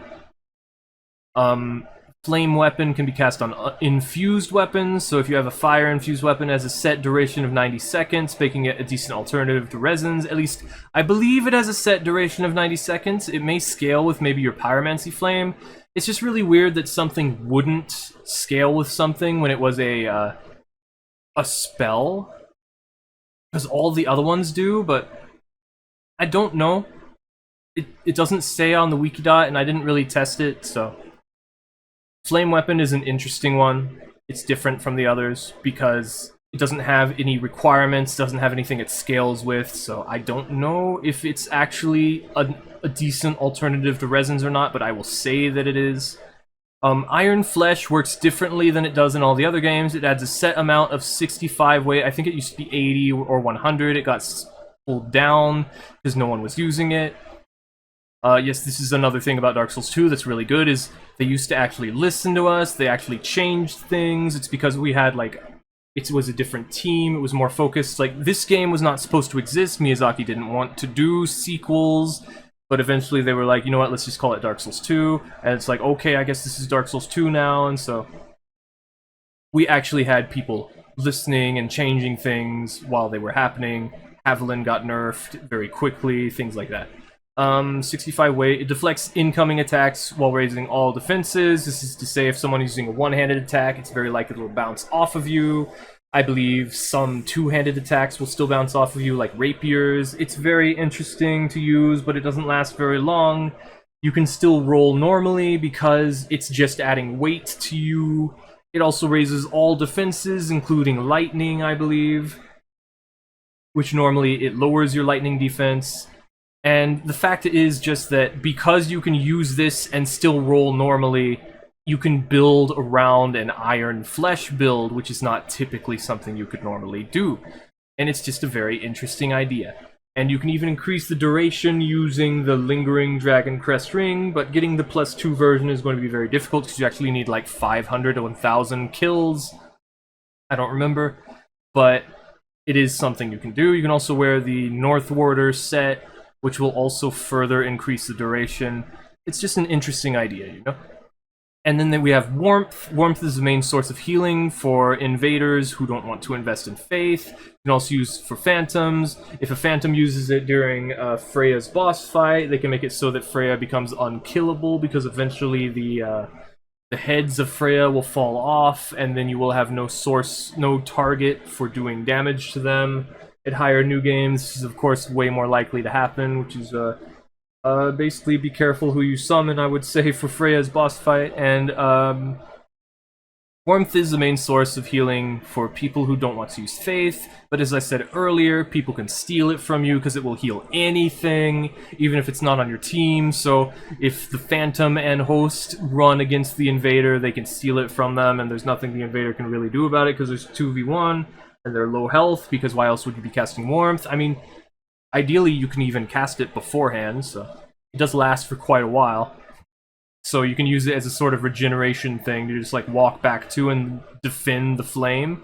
That might be a more optimal way to use it, but anyway, Fire Snake has incredible tracking and is difficult to avoid. It works similarly to how it does in Dark Souls 3, but because there's no phantom hits, it's a lot harder to dodge. You could accidentally roll into one of the pillars, and then because the pillar is still active, you're going to get hit by it.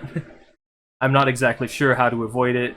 Just try to get distance, or try to get behind the caster. You can still roll through it, it's just, it's a bit difficult. And moving on, Outcry is a stronger firestorm. It inflicts dark damage as well, I believe. And it has hardly any casts. You're only ever going to cast it like once, maybe twice, if you're insane and have like 93 attunement for some reason. I believe you needed 93 in order to get 2 casts out of this thing. It's very unlikely. I think at one point I had it on a Pyromancer sort of build, and I had the old Iron King helmet, so every now and then I would get another cast of Outcry, which was pretty cool. I would say that's the ideal way to use it, but getting it is also quite difficult because you require all 12 pieces of Nadalia's soul, which are found in the Broom Tower. It requires you to defeat both Alon and the Fume Knight, who is Rain. Anyway, Dance of Fire, also from the Broom Tower, creates a horizontal swipe of fire. It's difficult to land, but you can use it from different directions to make it a vertical swipe, because it depends on which direction and which hand you cast it with. So let's say you cast with your right hand, it'll move from left to right. You cast with your left hand, it'll move from right to left. So if you face to the side and you're trying to cast against someone, it usually casts it in front of them. You can make it so that it goes from the left to right, using your left hand to cast it, and then it will hit them very quickly because it'll spawn in their face. Or you can do it the other way where it approaches them, so it travels maybe a bit farther distance. I'm not sure. But Dance of Fire is much harder to use than other Pyromancies, but it's very cool. It's a very interesting thing. So moving on, we have Hexes. Hexes are purple, so the ones at the top require Staves, and the ones at the bottom require Chimes. Dark Orb is a staple projectile that has many casts and decent speed. Dark Orb is very annoying. It has mini casts. It has decent speed. It's very strong. If you're not using it, what are you doing with your life? Dark Hail fires a horizontal volley of projectiles and can do major damage up close. However, it can also just completely miss up close because of where the spell comes out of, but it's very unlikely to, and Dark Hail requires 2 spell slots, so typically I don't like using it, but it is pretty strong.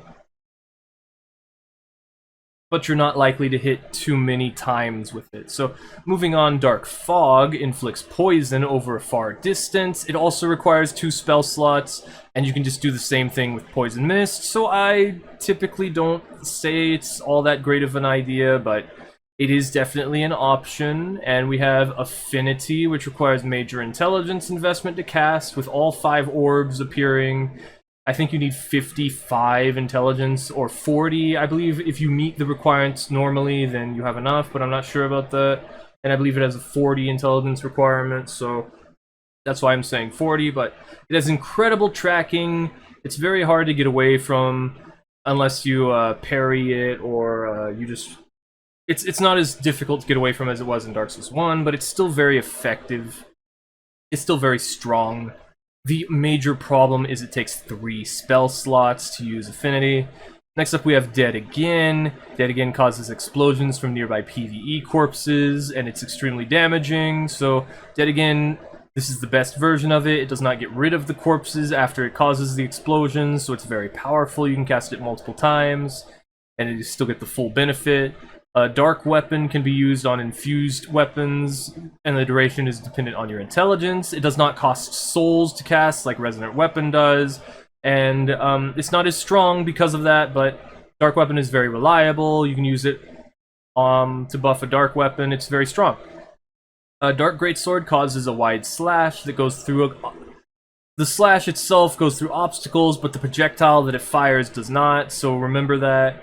It creates a small explosion on impact. It requires 2 spell slots because of all this, but it's such a powerful hex that it's very fun. It's one of the more interesting hexes. It requires a lot of intelligence because it's a staff required hex, so I would say it's one of my favorite ones, but it's very slow, and recently I took it off because I'm like, as novel as it is and as powerful as it is, it's still very slow and very punishable, very easy to dodge, so I switched to a couple of other things like Dark Orb, Recollection I think I was thinking for a while, because Recollection is a slow to cast but fires several mid-range homing projectiles, gives time to run behind them. The last 3 I think will be firing, it fires like 7 or 8, I'm not sure. And it has very strong homing, but it doesn't work up close all that well. It works like a much fairer version of Star Shower does in Elden Ring. But it's pretty good. It's pretty good, it's just it's very slow initially. That's the problem. So Chime, there's Profound Still. Profound Still is like Vow of Silence. It prevents enemies who get hit by the initial cast from using magic for a time. Doesn't have an area of effect from the caster, it just specifically, if the opponent gets hit by it, it will prevent them from using magic. It doesn't last for very long, but the fact is, if you use this during invasions to stop people from spamming Dark Orb at you, it can be quite useful.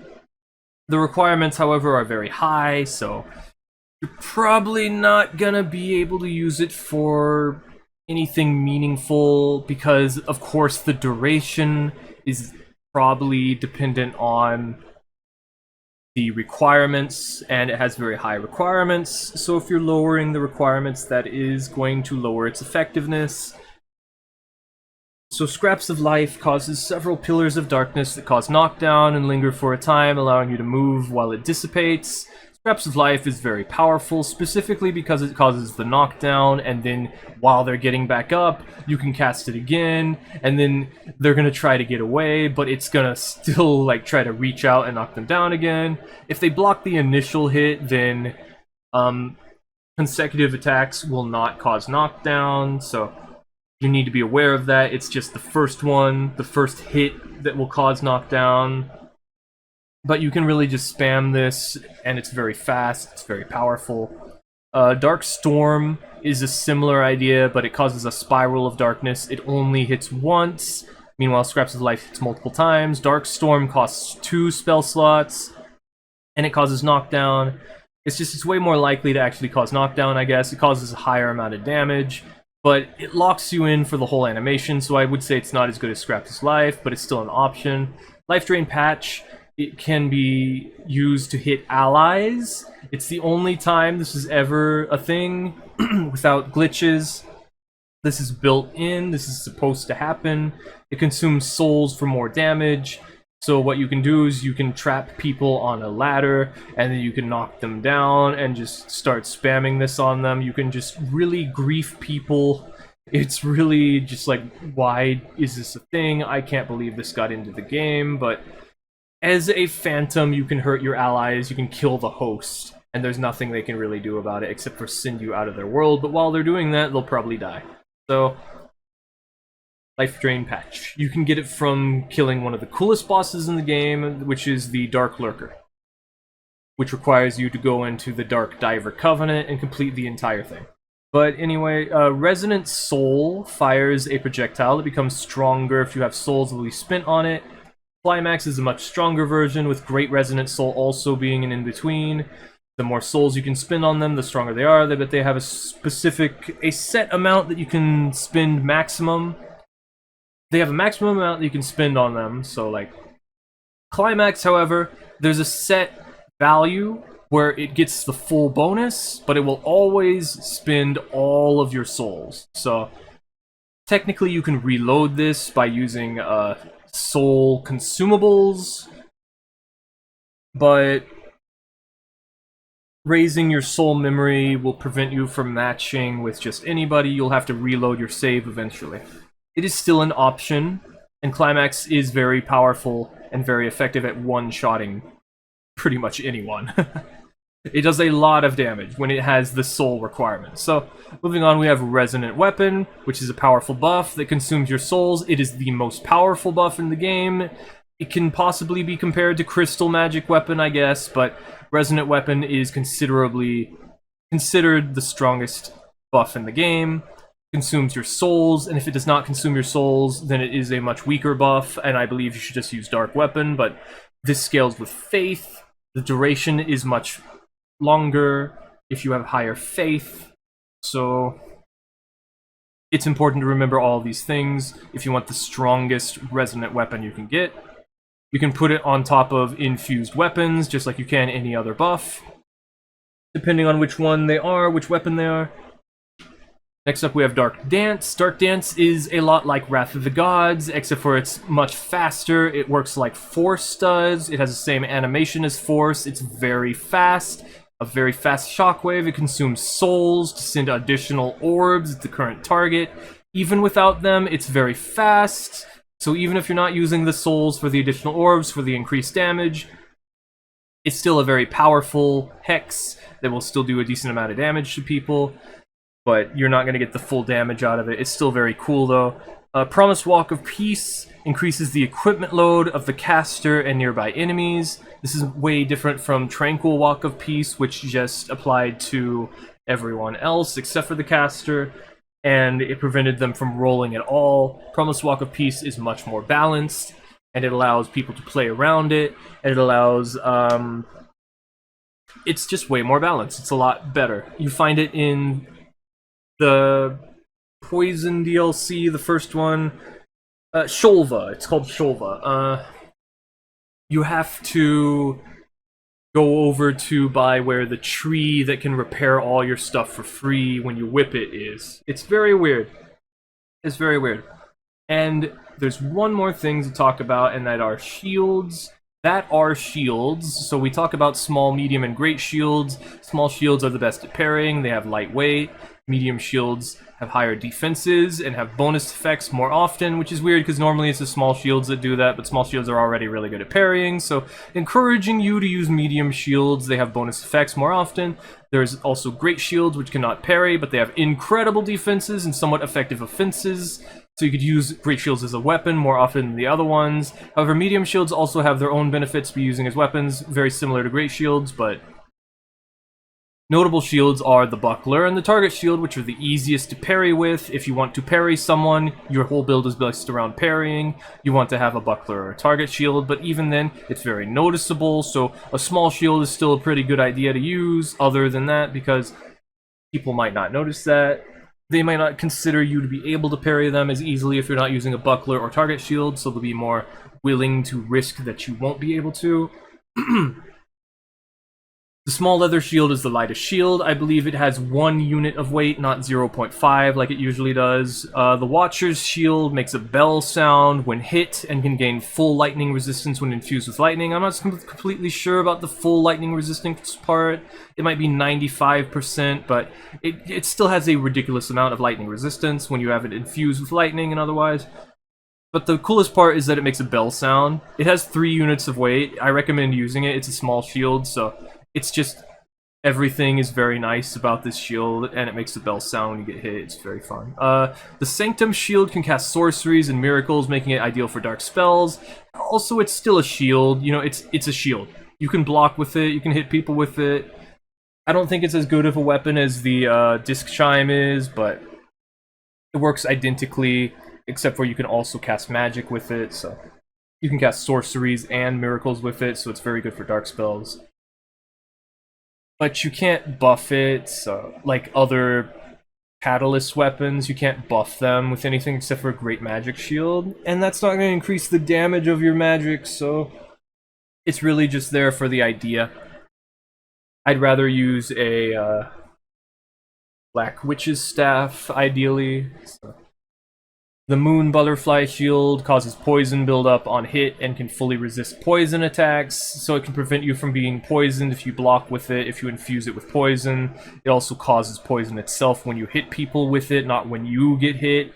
Like, it doesn't spread spores like the armor does. It just has poison buildup if you hit people with it. So if you slap, like I said earlier, Great Magic Shield on this and you start using it as a weapon, you're not going to get poisoned, and they are, so that's pretty cool. Shield of the Insolent restores stamina. It can parry magic projectiles. It's not amazing, but the fact is it has both these things. It's not as good restoration stamina as the Rose Shield, but it's still pretty cool because it can do both. The Vessel Shield boosts several stats when equipped. This thing can be very useful at lower levels to meet stat requirements. I like to keep it around. It's very hard to get because it's in the snow area, but it's immediately after you complete the first run, so that could be not too difficult. You should probably pick it up. Orma and Reeve's Great Shields actually have a Power Stance moveset when used together, which is pretty cool. You have to farm them, I believe. I don't remember exactly where you get them, but I know that there's these 2 invaders. Oh, that's right. There's the enemies in the Undead Crypt that use them against you. Those drop them, right.